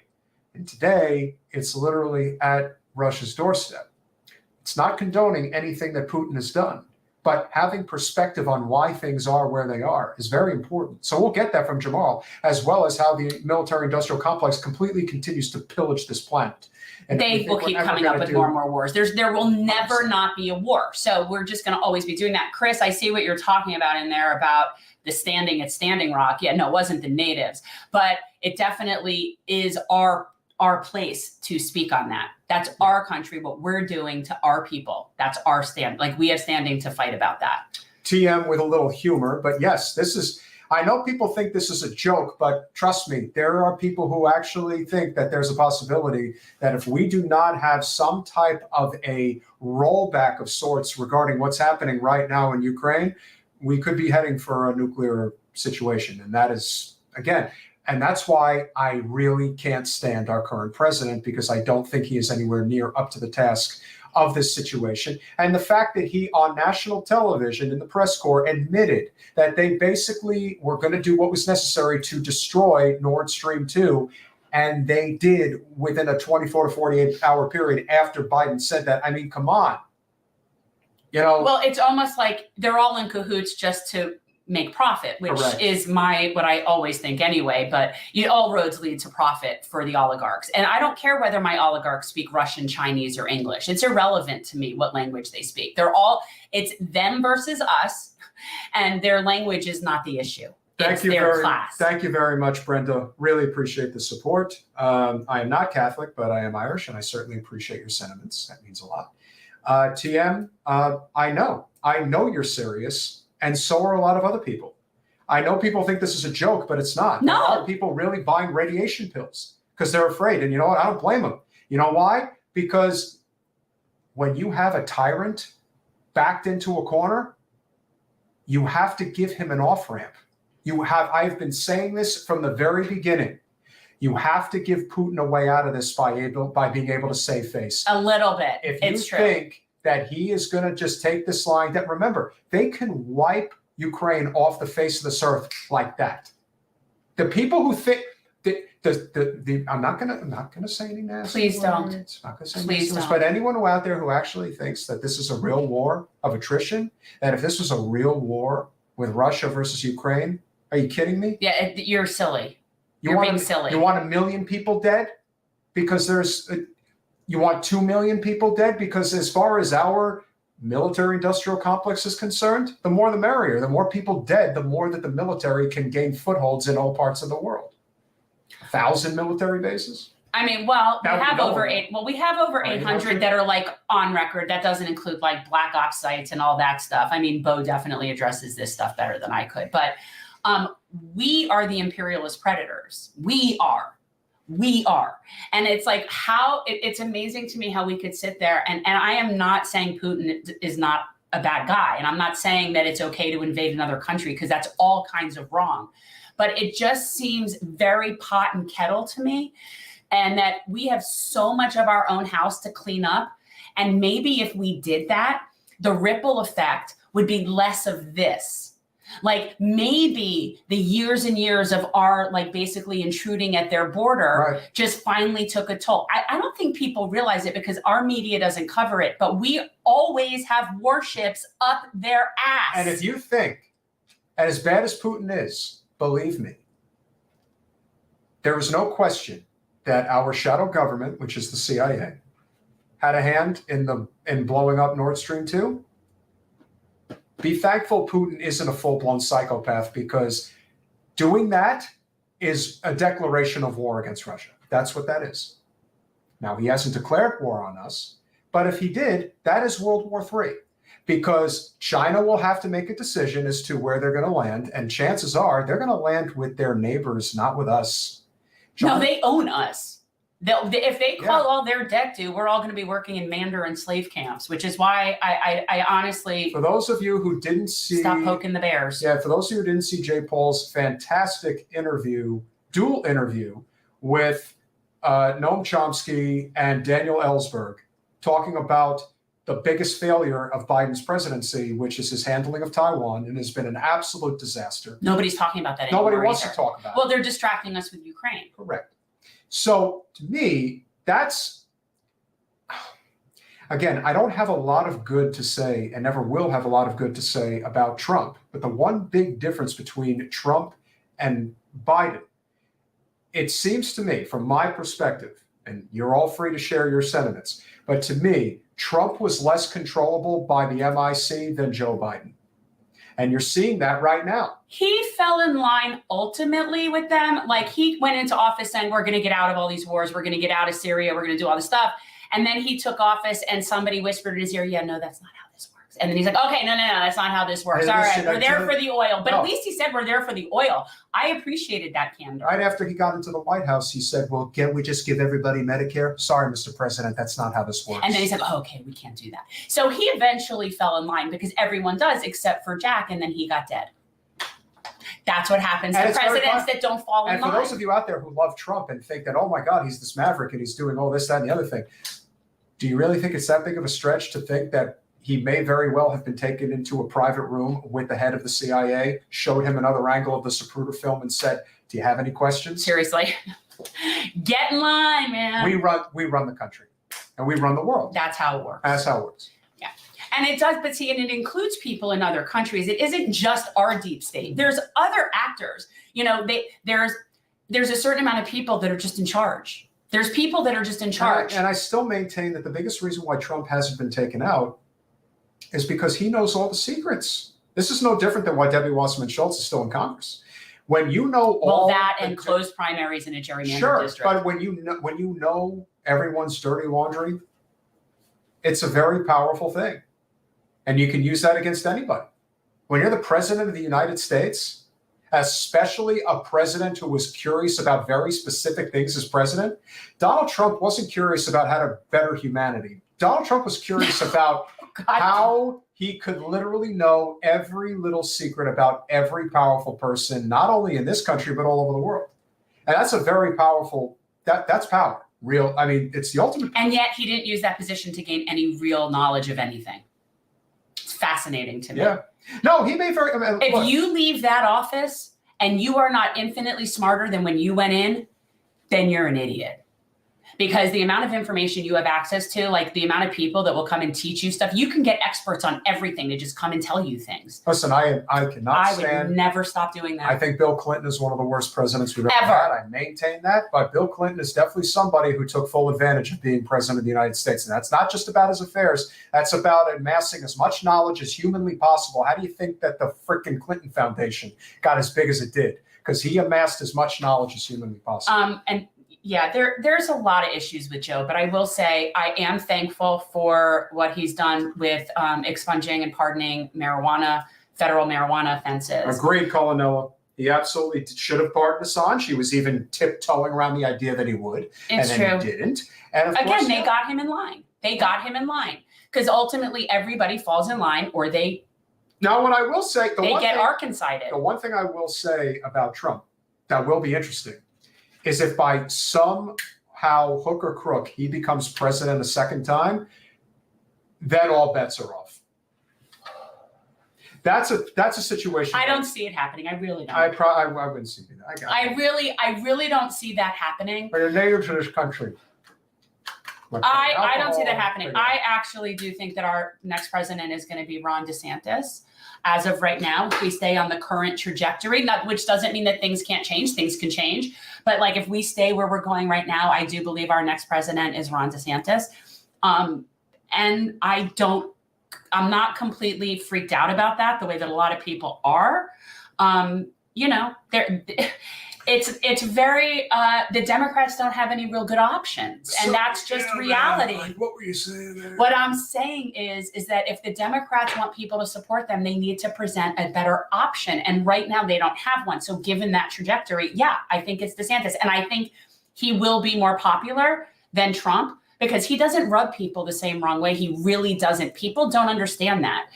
He is not offensive in that way. Watch very closely to how big of a margin DeSantis defeats Christ. It's not if, it's what the margin will be. That's what we're looking at. See, we have an over. I think it's going to be more than 10 points. I think it's going to be brutal. I think it's going to be brutal. I mean, listen, all I can tell you is that we're really in the political world down here, as you know, and we're in Broward County, and I don't feel any energy whatsoever. I don't feel anything. We know Democrats that are voting for DeSantis. And if Charlie can't get all the Democrats, it's over. He'd have to. There's less registered Democrats than Republicans. There's more no parties than anything. So if he can't get his own party people behind him, he has no chance. Don't pay. I am going to say this. I can definitely see a case where DeSantis would pick somebody like Gabbard as his VP, and that would be in. I don't think he would. Yeah, maybe not. I don't think he would. I don't think he would. She's too opportunistic. She's damaged. She's damaged. She has too much baggage. She's too damaged. And I don't think, no. And I also think that she's too controversial. He would get somebody a lot more palatable to everyone. He'll get some. I do think DeSantis is definitely more capable than Trump. And yes, it is. Well, there's things about him. He is very authoritarian. Very.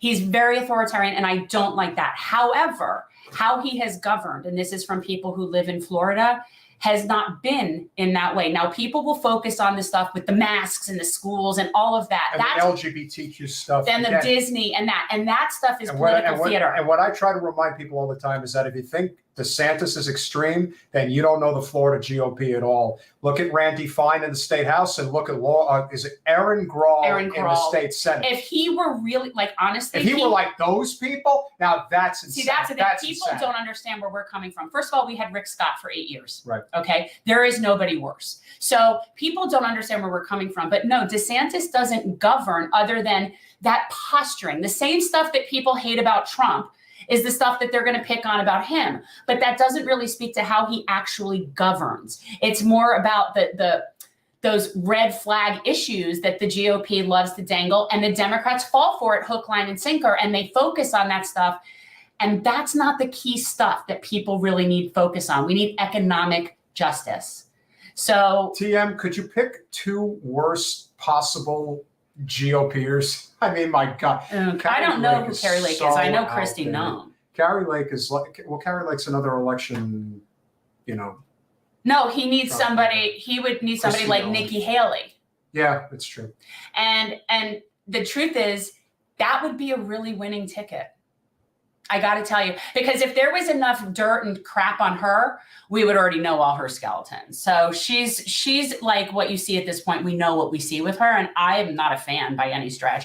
I'm not a fan of DeSantis. Not really sure. But that's a marketable ticket. Yeah, not really sure what's going to happen in the midterms right now. I mean, he's no dummy, though. He wouldn't pick a Sarah Palin. I can tell you that. No, not at all. In fact, I think that's one of the things that people don't talk about enough with DeSantis is just his political acumen. He is very sharp, and he surrounds himself with people who really know what they're doing. He never puts himself in a position. Again, he pisses the crap out of progressives. Ann Askamani is on a crusade against him. We love her. But again, at the end of the day, it is sort of there is a loud undertone for how much there is a dislike for DeSantis for certain in the Democratic ranks, but it's not the same with independents, and it is definitely not the same with the GOP voters. He has them on lock, and that is they love him. Yeah. The truth is, he's very popular nationally. Yeah. He really is. He's popular. And the reasons that people here don't like him are really those kind of wedge issues, which are important. I'm not saying it's not Jen, important. what do we call Northern Florida? The That's Floribama. Yeah. You're talking Floribama. And, our best guest from Floribama is Bo. We've had Bo, the fifth column, on a couple of times. I love him. But yeah, he lives in Floribama. So it's very different. Florida is not the tri-state South Florida area. That is not Florida. It just isn't.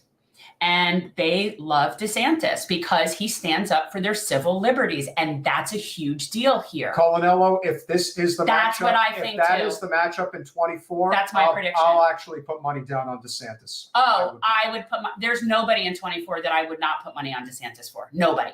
But that's my prediction right there too. If we were predicting like a Super Bowl type of thing, it's going to be an East versus West, DeSantis, Newsom. Well, let's put it this way. In terms of the pedigree, DeSantis will wipe the floor. Yeah, in terms of the pedigree and in terms of ratings for corporate media, they would be salivating at the prospect of Newsom versus East-West DeSantis. Governor brawl, like 100%. Oh my God! And they're both young. They're handsome. Yes, it would just be. It would be must-see TV. Oh yeah, it's what it is. That's and politics. I think DeSantis will wipe the floor with him. Yeah, like I don't even has Gavin Newsom served in the military at all? No.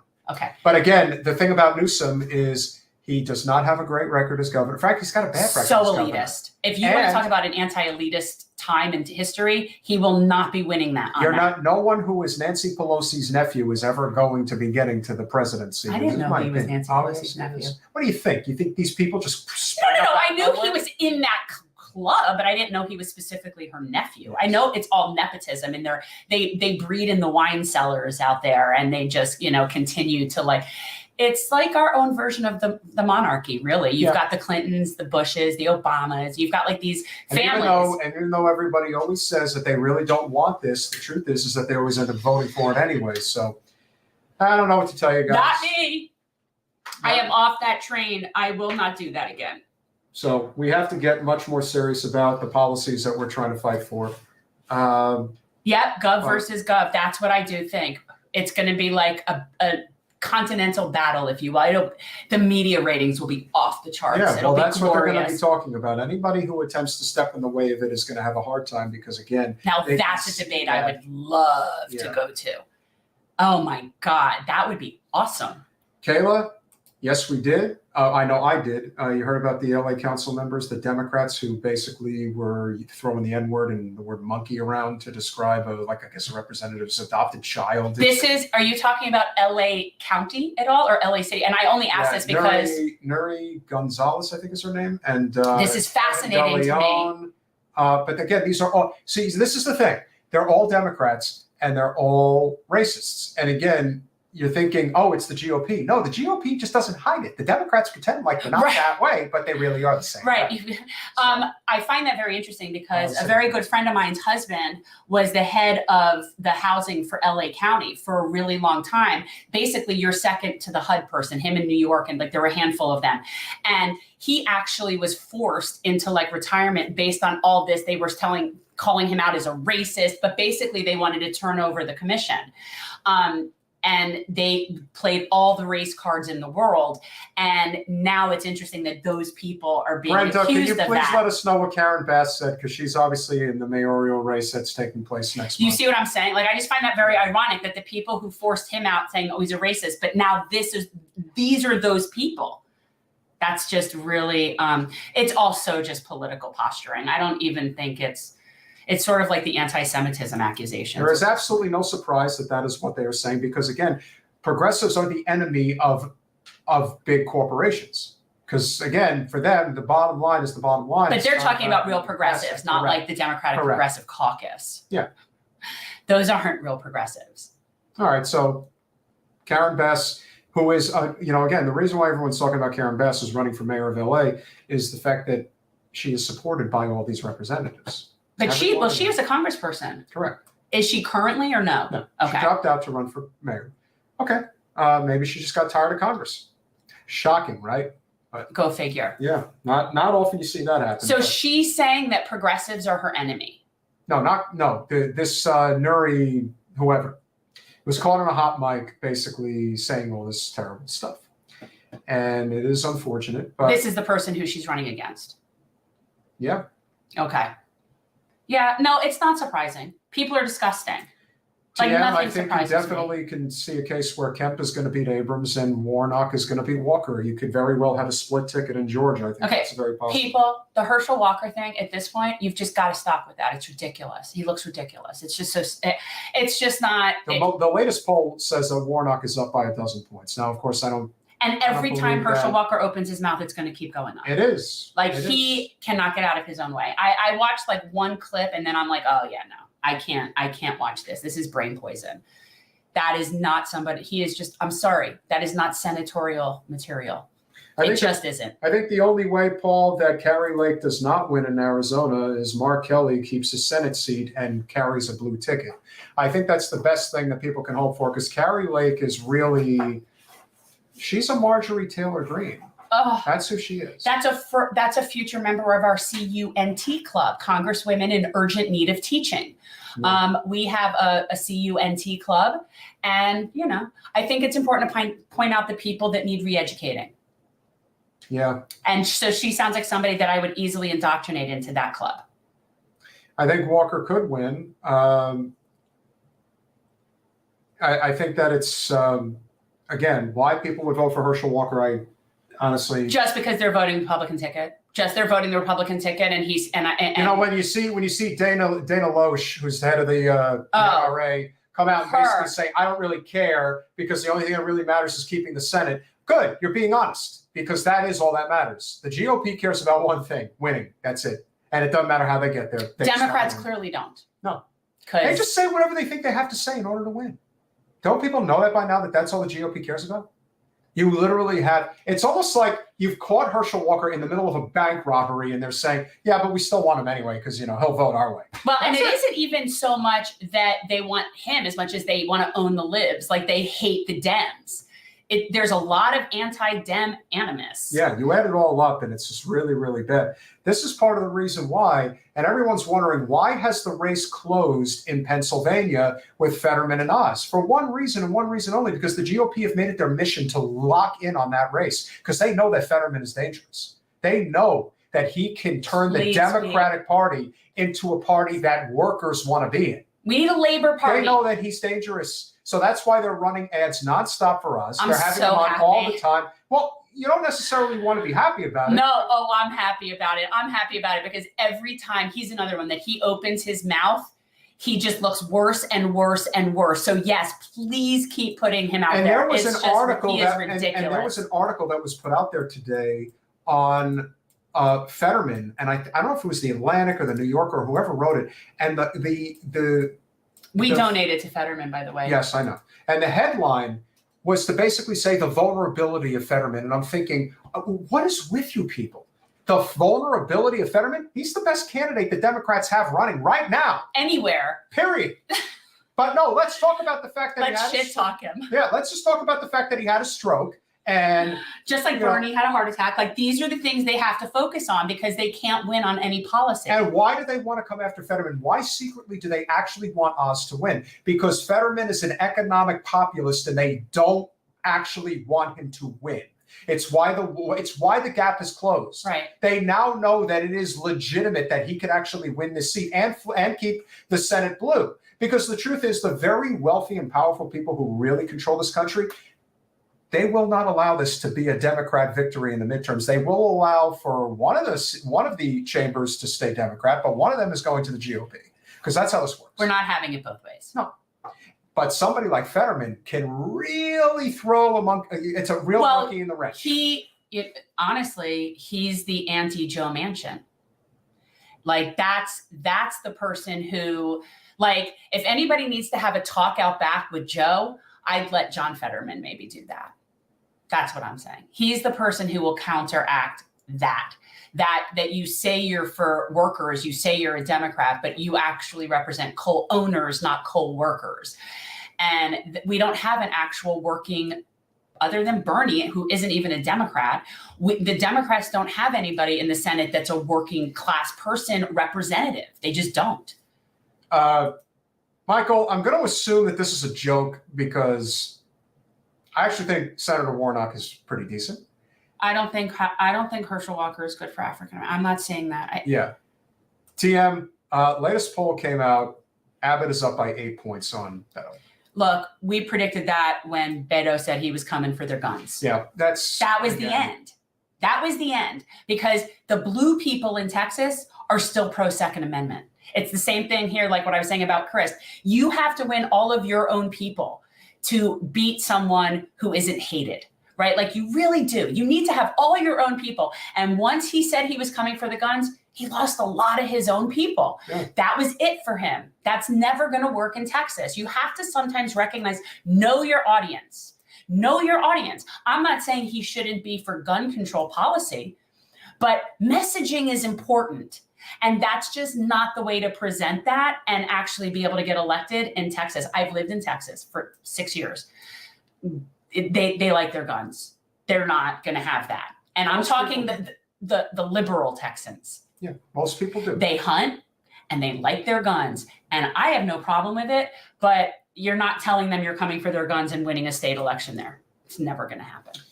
Yeah, so not really sure which way the midterms are going to go at this point. I just think it's going to be kind of a certain crapshoot. Races. I think know certain races are pretty like clear. Really not sure what to make of Mandela Barnes against Ron Johnson in Wisconsin. That would obviously be great if Mandela could win that race. Ron Johnson is one of the absolute worst senators we have in this country. I think that Fetterman is the key. What do you think about our state? What do you think about Val Demings and Marco Rubio? I think Val is running against the wrong person. I think if Val was running against DeSantis, it would have been a more interesting race. But Rubio's just going to hide behind DeSantis. That's all he ever does. Rubio hid behind Trump in 2016. and he won his re-election easily. He'll do the same thing again. He's not Just keep hated a low- enough, people. Just keep He's a low just not. profile. Yeah, That's all he's gonna do. well. Actually, what's interesting, he's been poking his head out lately because I saw him commenting on some show the other day. Like I was flipping through regular news channels. He must be very confident if he's coming out. Yeah, he was doing like he was commentating on, I forget which talking head show it was, but yeah, which I'm like, you don't normally see him come out ever since the water incident. And I still say that the biggest mistake that the Democrats made in the state regarding Val Demings, who is the strongest candidate of the Democrats who are running, although Adam Hattersley, No, even of around course the not, Sayel, Tian. is really Of good. course not. But what I will say is that Demings would have had a much more realistic chance at winning that race if the Democrats actually had a legitimate primary for the U.S. Senate. They didn't have one. They cleared the field for Val immediately. They coronated her. Completely. They cast aside Josh Wheel. They cast aside Alan Ellison. They cast aside Alan Grayson. They put everyone on the back burner. They said, no, it's Val. Well, Goodbye. that's what they do all over the place. That's what they do at every level. That's the reason the Democrats can't get people excited and out to vote is they don't have fair primaries. They don't want real primaries. They like to coronate people and then force feed it down your throat and then guilt vote shame you into voting for them based on how scary the other side is. So they don't have real primaries. They just don't. I got to tell you, TM, the best thing that Beto could have done after he lost to Cruz, instead of running for president, which was a complete mistake, he should have run for Congress again and probably gotten his seat, taken a couple of more terms. And I'm telling you, especially with what could potentially happen in 24, you see, if Beto had run a second time against Cruz, then you could make a very good case that he could very well beat him in a second go around, especially in a presidential election year. That's very possible. He lost to Ted Cruz. He did. First of all, I don't know how anybody can live losing to Ted Cruz. Like that to me would be like worse than a scarlet letter. That's not a good answer. It's a good answer to me. Ted Cruz is the worst person. Yeah, he is the worst, possible. but he's still in Texas. He's still a sitting senator, and he had the full support of Trump. However, there's not everybody that absolutely knew about Beto at the time. He was a congressman from El Paso, which is fine. But again, Texas is the biggest state in the union. We're not counting Alaska because it's, again, we're talking about the continental U.S. Texas is the biggest state, and there is a hell of a lot of ground to cover. He did a very good job of that, and he had a lot of money, and he absolutely could have won. He made a lot of foolish statements, and whether or not that would have been the difference in winning a few 100,000 more voters over to get Cruz out of the U.S. Senate, maybe it's possible. But I would say that if he was smart, he very well could have rewritten his case as a potential statewide elected once again, had he probably very likely ran for U.S. Congress again, and he probably would have won in 2020 if he decided to do that and would be tracking right now to run against Cruz again. That, to me, was the trajectory if he was willing to check his ego at the door. But no, Beto decided, I'm going to run for the U.S. Senate, lose to Ted Cruz, and then I'm going to go run for president as a result of that. If that's not ego and just self-indulgence, I don't know what is. Michael Pant, a lot of Democrats are bootlicking their constituents by not supporting reparations, Medicare for all, et cetera. I completely agree, but that's the overall trend. Democrats are running to the right. They keep thinking that if they go towards, they think that what people want is people in the center, and they're moving to the right. We have Val Demings in some ways is running right of Marco Rubio. She's coming out but with the law enforcement stuff. And that's the Democrat. So it's not just those two issues, although, yeah, that most people will never say anything about reparations. I'm happy to. And Medicare for all, you're seeing some more people getting on with that. But in general, Democrats are running to the right, and they need to be going further to the left in order to be able to beat the actual right.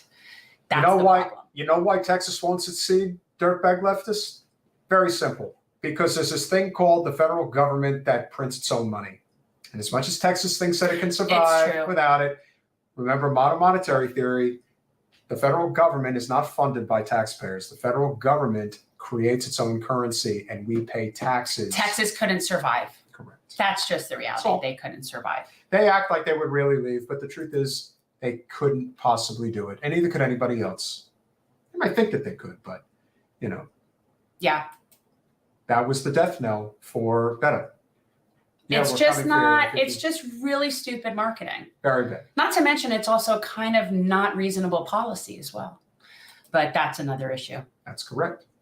You are either corporate or non-corporate. That is the difference. And at this point, a lot of people really need to accept that.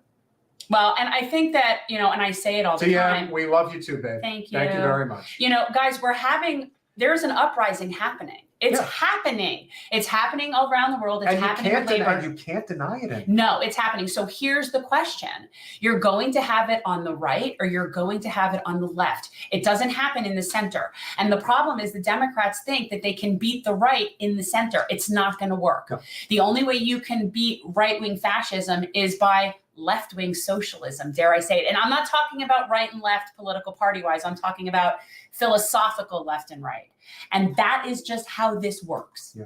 So you're not going to stick somebody like a centrist down our throats, and that's going to beat someone like Ron DeSantis. No. It's never going to happen.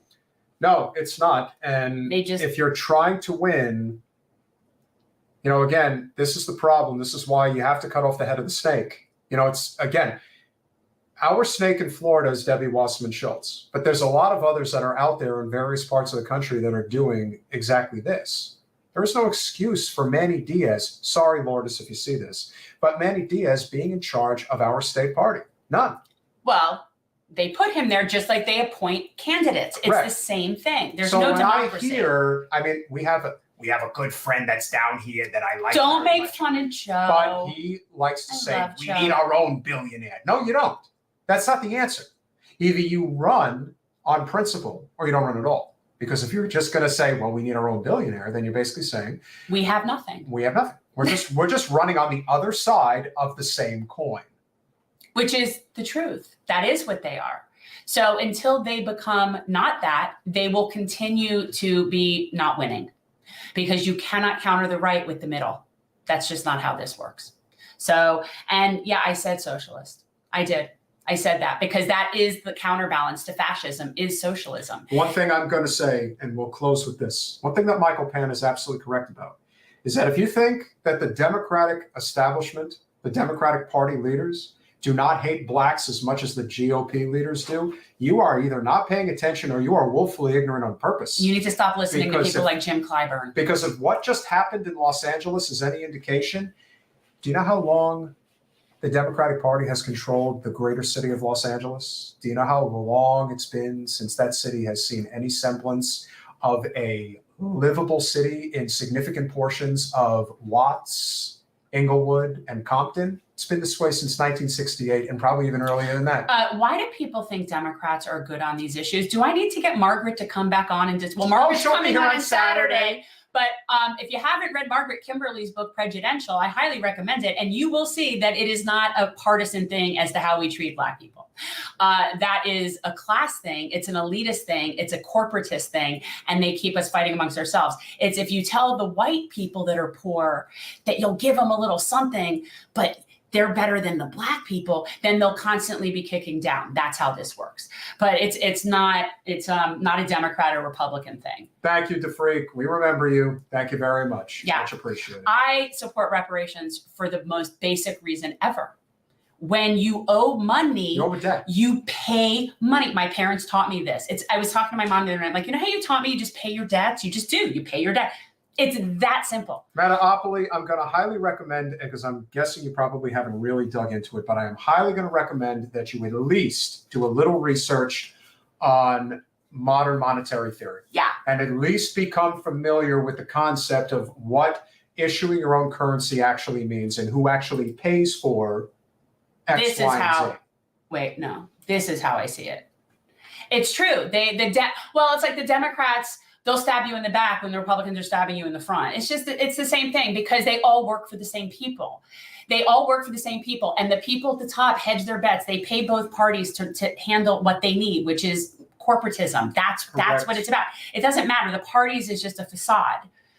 That's the problem. They don't stand for anything. So we just got confirmation. We've got a handful of good shows lined up. So we hope you guys will join us, obviously, on Wednesday night, because we do have a very good show that will include, we're going to have to adjust the time but we will. We're going to have Jamal Thomas. We'll do better going later. I think Yeah. a lot of people come on later. Yeah, it's I've true. noticed that. I don't know I if hate you guys think that we should be starting at like 8:30, 9 o'clock and going to like 10:30. You know, if you think that would we make more can. sense. I mean, we can. It's, you know. If that's better for viewership, then that's fine with us. So be it if I have to be like, you know, scrubbing my face at midnight. Oh, you poor thing.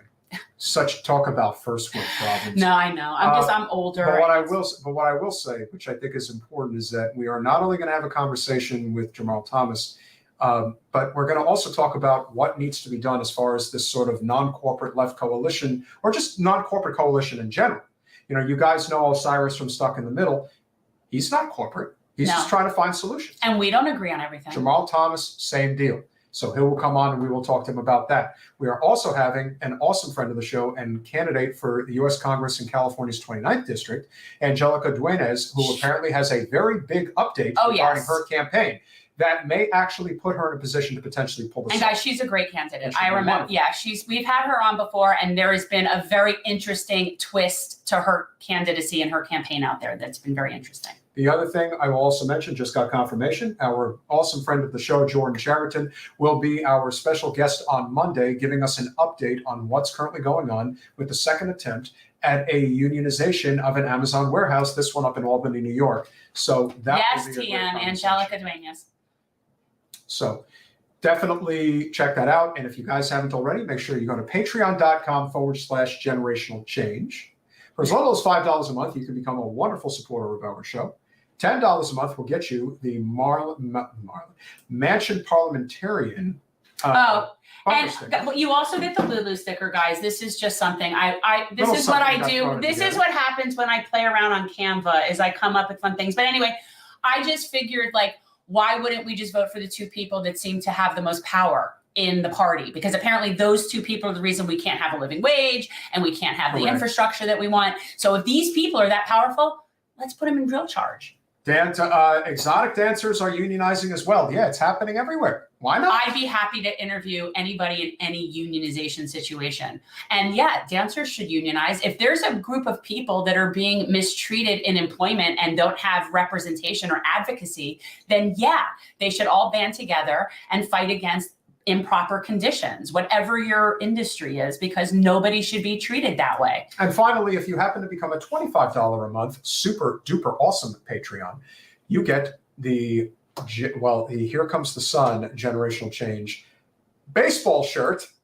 And last and certainly but not least, we also are huge advocates, as you guys know, for small business. So if you are so inclined to become a $50 a month Patreon, which of course would be for your small business if you want to promote it, we are very pleased, as has been, this is our first month with a wonderful small business, Apex Insurance Agency, home, auto, and even life insurance. Why is this important? Well, it is based in Delray Beach and in Florida. Very, very important for those who have unfortunately been affected by Hurricane Ian. You don't want to be dealing with the big box corporations when it comes to collecting insurance payments. However, if you go with a small business like Apex Insurance Agency, you're much more likely to get your payout for your coverage. That is why we highly recommend you check them out. And again, one small business for a particular line of work. So if you are thinking about promoting your small business on our show, we will plug it every single time. Again, I'm really looking for that taco truck. Yeah. That would be the most ideal business. Like, honestly, I would be like your best salesperson ever. Like, nobody would be better at promoting a taco truck than me. I can't think of anybody who would be better at promoting a taco truck. Let me tell you something, guys. Strippers should have a union. Why? Because what they do is actually not very safe. No. If you haven't noticed. Anybody who is being improperly treated in their workplace should be able to join together and demand better conditions. So I don't care what your industry is. A lot of men who act, a lot of people just in general who own strip joints, they're either mobbed up or they're pimps. Here's the thing.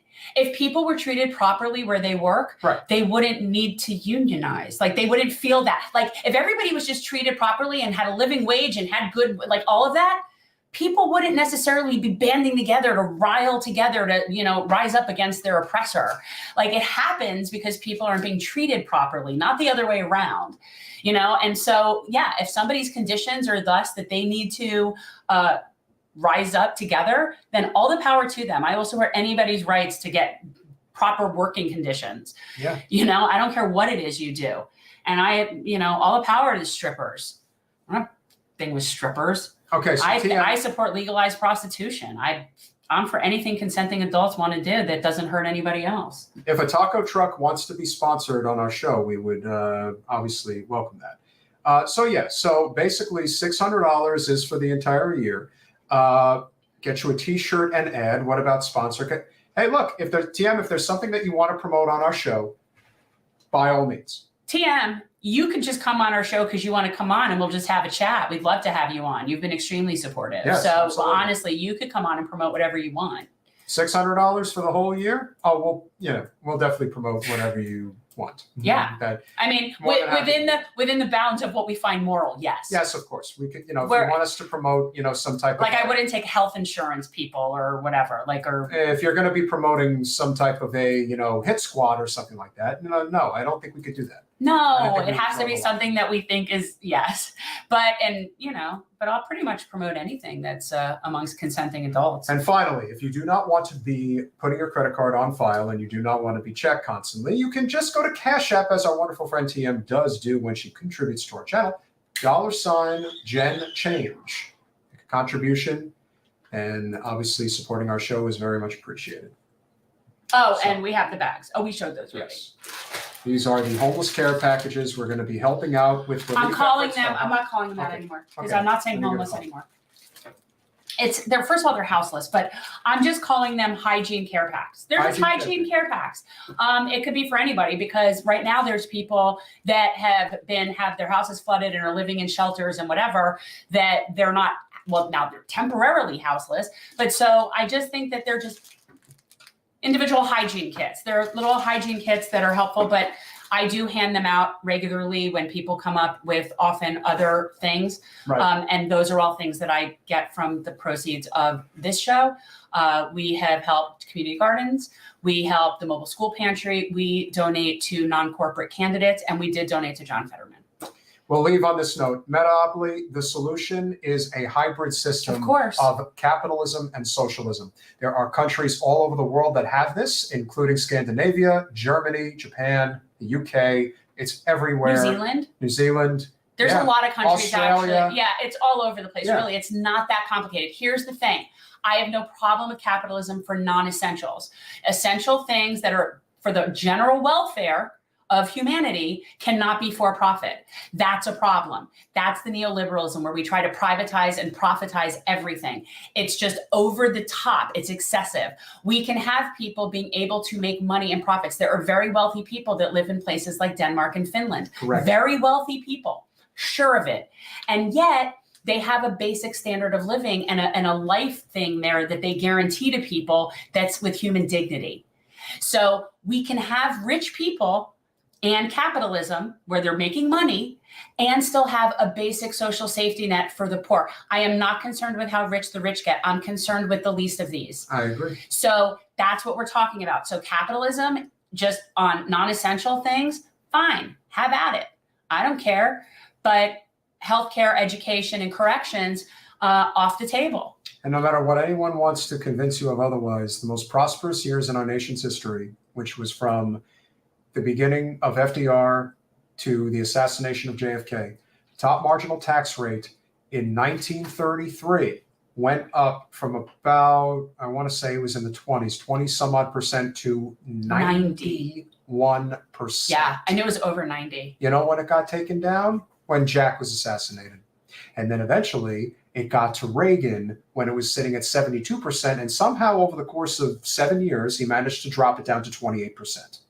And that is where That's where it went to That's crap. where the wealth gap comes from. That's where it is. That's when you started seeing the percentages from the highest paid person, from the CEO of a company and the lowest paid, when that discrepancy has gotten so wide. So wide. It used to be what, like 25 times? It was like there was a 30 point times. 30 times higher the top person in a company in the bottom. Now and it's now over it's 300 times. that's Which is just crazy. it's obscene. It is. It's obscene. And you all have to agree on that. And no, and quite honestly, if you don't, I just don't care, because the thing is, again, if we were in a functioning republic and this was a majority rule thing, then you would be in the minority position on that. So the majority of people think that wealthier people should be paying more. I don't think any of the billionaires could ever have possibly become that without being on the backs of people, taking advantage of their workers, fucking the environment, and skirting their taxes. DeFreak is absolutely correct. That is what Medicare for All is. Despite what anybody else wants you to believe, it is government-funded health care.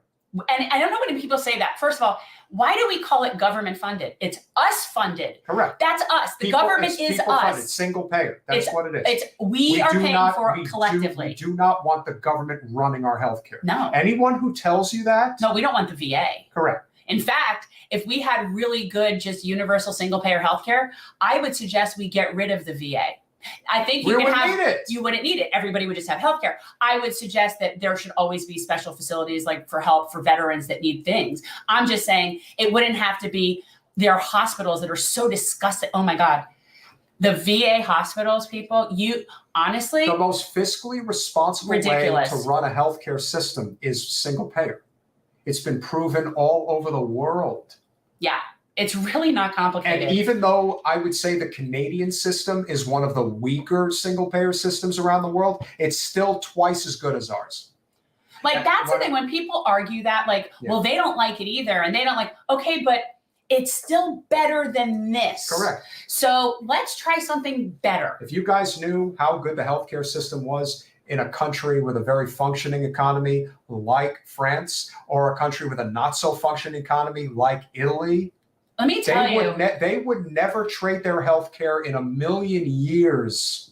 No, and it isn't just also health care. It's how we treat just families in general. So I wanted to just tell you guys. So I have a friend that I grew up with, and she has 3 kids. And her oldest son was born when she was living in Spain. And so she was living in Spain. That's where she met her husband. So this is an American person of like white privilege that was living in Spain. And she had her baby there. And there were things that were much more rustic in terms of there were no private rooms. It was fairly communal, but the care was so much better. When she came here, the other 2 births for her were nowhere near the same experience as what she had there, and how they treat new mothers and how you get time off and all of those things that are part of just overall health of a society, right? Like all of that's part of health, how we treat parenthood, how we give people all of it. And our country sucks ass. And all of those countries are just better collectively at caring for their people. It's really not complicated. I'm just saying. Yeah. So and ultimately, the conservative argument with the whole thing about the fatherlessness and all this stuff, the goal of a living wage is that you don't have a welfare state. You don't have people literally sitting on their ass. One of the big reasons people sit on their ass in this country is because the government pays them more, because the government is owned by mega corporations who don't want to pay a living wage. That's it. This really is 1 + 1 = 2. It's really that simple. If corporations didn't own our government, they would have to pay a living wage and have negotiation tactics. We can have a conversation at a later date. We got to go, but we got to have a conversation at a later date regarding immigration. And how right now, the reason why the floodgates are open at the southern border is because you have workers in this country who are standing up for themselves and they're saying, oh, okay, so you know what we'll do? We'll just open the floodgates and allow people in who are not part of this culture, who don't understand anything and are scared shitless of being either going back to where they're from or being outed or labeled as being, aliens in the United States. We'll let you work. We will let you work. If you don't, you have to see the connection between immigration policy and how we treat our working people. Correct. They're completely interchangeable. Like, like a V. I know that's what Chinese dictates all finger of trap. it. That's what dictates all of it. It has nothing to do with anything else other than sort of like controlling the economy. Yep, that's it. So if you guys are not out there supporting labor, you're missing the point big time. It's funny, like people want to have their cake and eat it too. There's no one way to do things. Like, so for example, in Finland, right? They don't have a minimum wage. Nope. They don't need one because they have extremely strong unions there. So their collective bargaining is strong enough that they don't need a minimum wage. So we don't need all of these things. We need something. That's what, like, there has to be some. We need a jobs guarantee with a living wage. We need things and to it get shows like it's you not that they are running out of excuses. They don't have anything else. Yeah. Now they're just trying to pretend like you're really that stupid. Oh my God, guys! That's what they're counting on. That's not how this works. No, we have inflation because of corporate greed. It's gouging. Mm-hmm. We have inflation because of price gouging. And so if there's one thing you guys should all take away from this chat tonight, we've got a lot of like libertarians and conservatives here, and they overwhelmingly agree on the principal issues that we are all fighting for. When the second you get into the wedge issues and the culture war crap, that's when this country gets divided. If you stay focused on economic populism that actually gives a shit about workers, pay attention to this chat, and you'll learn a lot about the mindset of almost everybody in this country right now. Right. This is where we need to be. Not the overwoke people that are No. sitting there focusing on, again, I'm not saying that hate stuff is not important. It is. But it's always done to divide and conquer. Correct. Always. It And needs to always be will. done. Yeah. Those are the kinds of things that need to be dealt with non-politically. Those are the kinds of things that need to absolutely be dealt with. But you can't legislate morality in that way. And all you're doing is pushing the right further to the right. Like, it's just there are so many people that vote Republican because the Democrats are so annoying to them. Correct. They can't, like, they're so annoying. And I see it. I have often said that if the Democratic Party was the party of labor, but really the party of the Jimmy Hoffas of the world, the real rugged, even the John Fetterman of the world, if that's who was the face of the Democratic Party, people would feel a lot more comfortable being in that party. When the face of the Democratic Party is somebody like Deborah Messing, you've got a real problem in terms of how to attract people into the party. That's a big part of it. People understand that Hollywood is in the Democratic Party. It's just they don't want elitist. Hollywood running the Democratic Party. And you know what? I agree with them. Well, they just come off as very elitist. They and are. I think, well, they are elitist.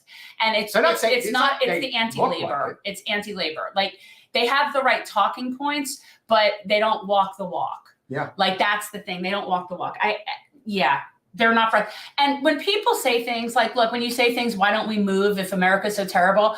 Well, honestly, to be in all sincerity, if I didn't have children, I would have been living in Costa Rica a long time ago. Like, not a doubt in my mind. Oh, well. So, but anyway, but I think that we have an obligation to our kids to try to make this better for them. So for me to just be complacent because, why shut up or get out, that just doesn't make sense. Then we would never get anywhere. We would never have progress. Yeah. And that's what we're trying to do. Well, we're glad you all enjoyed, but hey, we're going to ask you all for a task going into our show on Wednesday. Here's a thought. I'm sure a lot of you guys watch other shows, whether it is Secular Talk, Breaking Points, Status Coup, or even shows like Tim Pool, Steven Crowder, whoever you're watching. If you know somebody in the chat, recommend that they come over on Wednesday night and check out what we're talking about. You might be surprised. They might actually. It's going to be way over my head, so I can use all the help I can get from people, because I think, Jamaro really knows like foreign policy stuff, and he knows his stuff. And I'm just like, I'm sitting here like, oh my God, like really deep Ukraine conversation. Yeah. So we hope that you guys. And then next Saturday, I think we may actually have the slide. Do Last thing before we go. So for Jen, this is very important. This is very important Please to let me. everybody know what is coming up on Saturday. it might only be 3 panels. We're waiting to see if we get the 4th one put together. If it is 3, then we will get the 4th one put together at another time. The most important person, for those of you who want to hear from the horse's mouth about the most controversial issue that just happened very recently, Jen's friend Katie Halper will be here along with Rania Kalik of Breakthrough News to talk about not just what happened with Katie, obviously, but how the media handles this topic, any how the type media of talks dissent about against Israel. Any dissent. And then I also want to talk with them about the whole just First Amendment issue, that all this anti-BDS legislation. It's a massive problem that we're not talking about enough. And when you start to talk about it, you get labeled as anti-Semitic. So I have a lot of issues. I'm probably going to come on a little early and have like an introduction to this, because this is very hard for me. Like, none of this has been easy for me. I grew up very Zionist, and this has been very difficult. Like, it's very inconvenient, a lot of this. So this is hard. But yeah, we have 3 different panels confirmed that we're going to be talking with. The first one is going to be like history of Zionism, basic information as to how we have been misinformed, and that we need to have facts. We need to all be on the same facts. Everybody can have their own opinion, but you can't have your own facts. So we're going to have like basically a history of the region and history of Zionism 101. Then the second group will be how the media handles this. That will be Rania Kalik, Katie Halper, and Walker Bragman. which will be an amazing discussion. And then our third panel will be the connection and the intersection between Black liberation and Palestinian movement. There is a very strong correlation between those groups. And I think that very oftentimes, just like we throw anti-Semitism around, like we just don't like when somebody doesn't agree with us, we call them anti-Semitic. And we, as Jewish people, we were raised that there were certain people in the Black community that we labeled as such. And now when I see that connection, I realize how important it is, the connection between the Black liberation movement in this country and the fight for all oppressed people. And I see it very differently now. So anyway, those three panels are confirmed. If we are able to put together our fourth panel, yay. If we're not, maybe we'll be able to do it another time as part of the series. But this is very important stuff, guys. And I feel like this very well could be the hill I die on. And when I was saying before, like, would I stand up for people? Would I do what was right during segregation? Would I be courageous enough to say this is wrong when the majority of my friends and family think it's right? Would I do that? This is that for me. And it's really big deal. I don't think people understand, like, it isn't even the political thing. Like, I have family members that will not talk to me after this. I'm sure of it. Like, it's a big deal. So I have to put it out there. I'm done. Yeah. And I will say this, I will not watch The Hill anymore. What they did to Katie was beyond unacceptable. And I think Ryan Grimm might have quiet quit because I didn't see him on Friday. And that's the one day that he goes. I was kind of wondering how he was sort of the mental gymnastics with that. But you see, Ryan Grimm is a real professional. He doesn't need to announce to the world that, hey, I'm not showing up on Rising anymore. He doesn't need to take a stand. Yeah, he's just like, okay, well, then I guess I'm just not going to. I don't know. We don't know one way or the other what happened. But when this all happened with her, I remember thinking, I wonder how Ryan is going to do, like, sort of the mental gymnastics about that. Because he has integrity in what he does. So I don't know.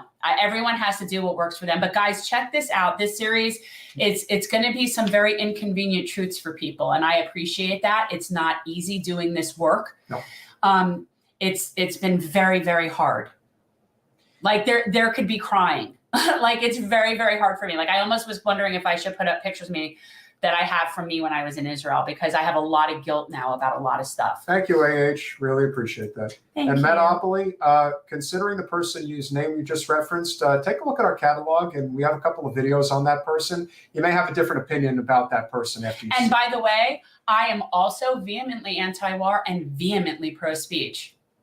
So, like, if you want to, like, don't base, I'm not saying that anything one way or the other about him, but those two characteristics in and of itself, not that they're a dime a dozen, but there are many of us.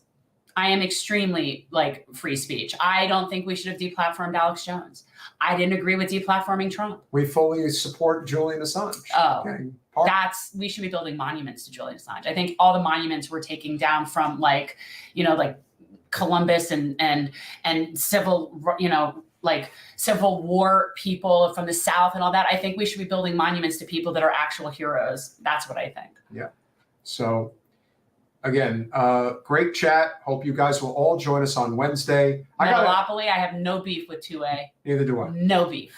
We either you support the Constitution or you do not. But I would posture to a lot of people that are just avid blanket 2A supporters. I would argue, were you as concerned with 4, 5, and 6 when we lost them to the Patriot Act? And then also, the fact is, a lot of those libertarian types, yeah, they are. They were, but a lot of the 2A people, and we know that there's a certain sect of people that are those people. It's like, do you realize that the reason we have 2A is to protect 1, 4, 5, 6, like, that's the whole point, is to protect those. And we've lost a bunch of those already. So I'm just saying, we got to keep our eye on all of them. If we had a platform where we had 124, 224 people watching live at any one time, I think I'd cry. We could probably get a lot of things done, because this chat, I think, is emblematic of a lot of the things that really needs to happen. Well, if we could grow, if we really could grow. No, you know what? I'm not going to wrap because you're hungry. If you want to leave, you can leave. That's what I'm saying to you. But no, what I was going to say is, the more people that watch, the bigger the network becomes. That's what it would mean, because a lot of the people we have are from cross-pollinating. So imagine if we had 10 times this many people. Can you imagine how big that web would be? You know what I mean? Like, that's how this works. That's how we're going to get things done. And people have to suck it up and sometimes work with people that maybe you don't agree with on everything.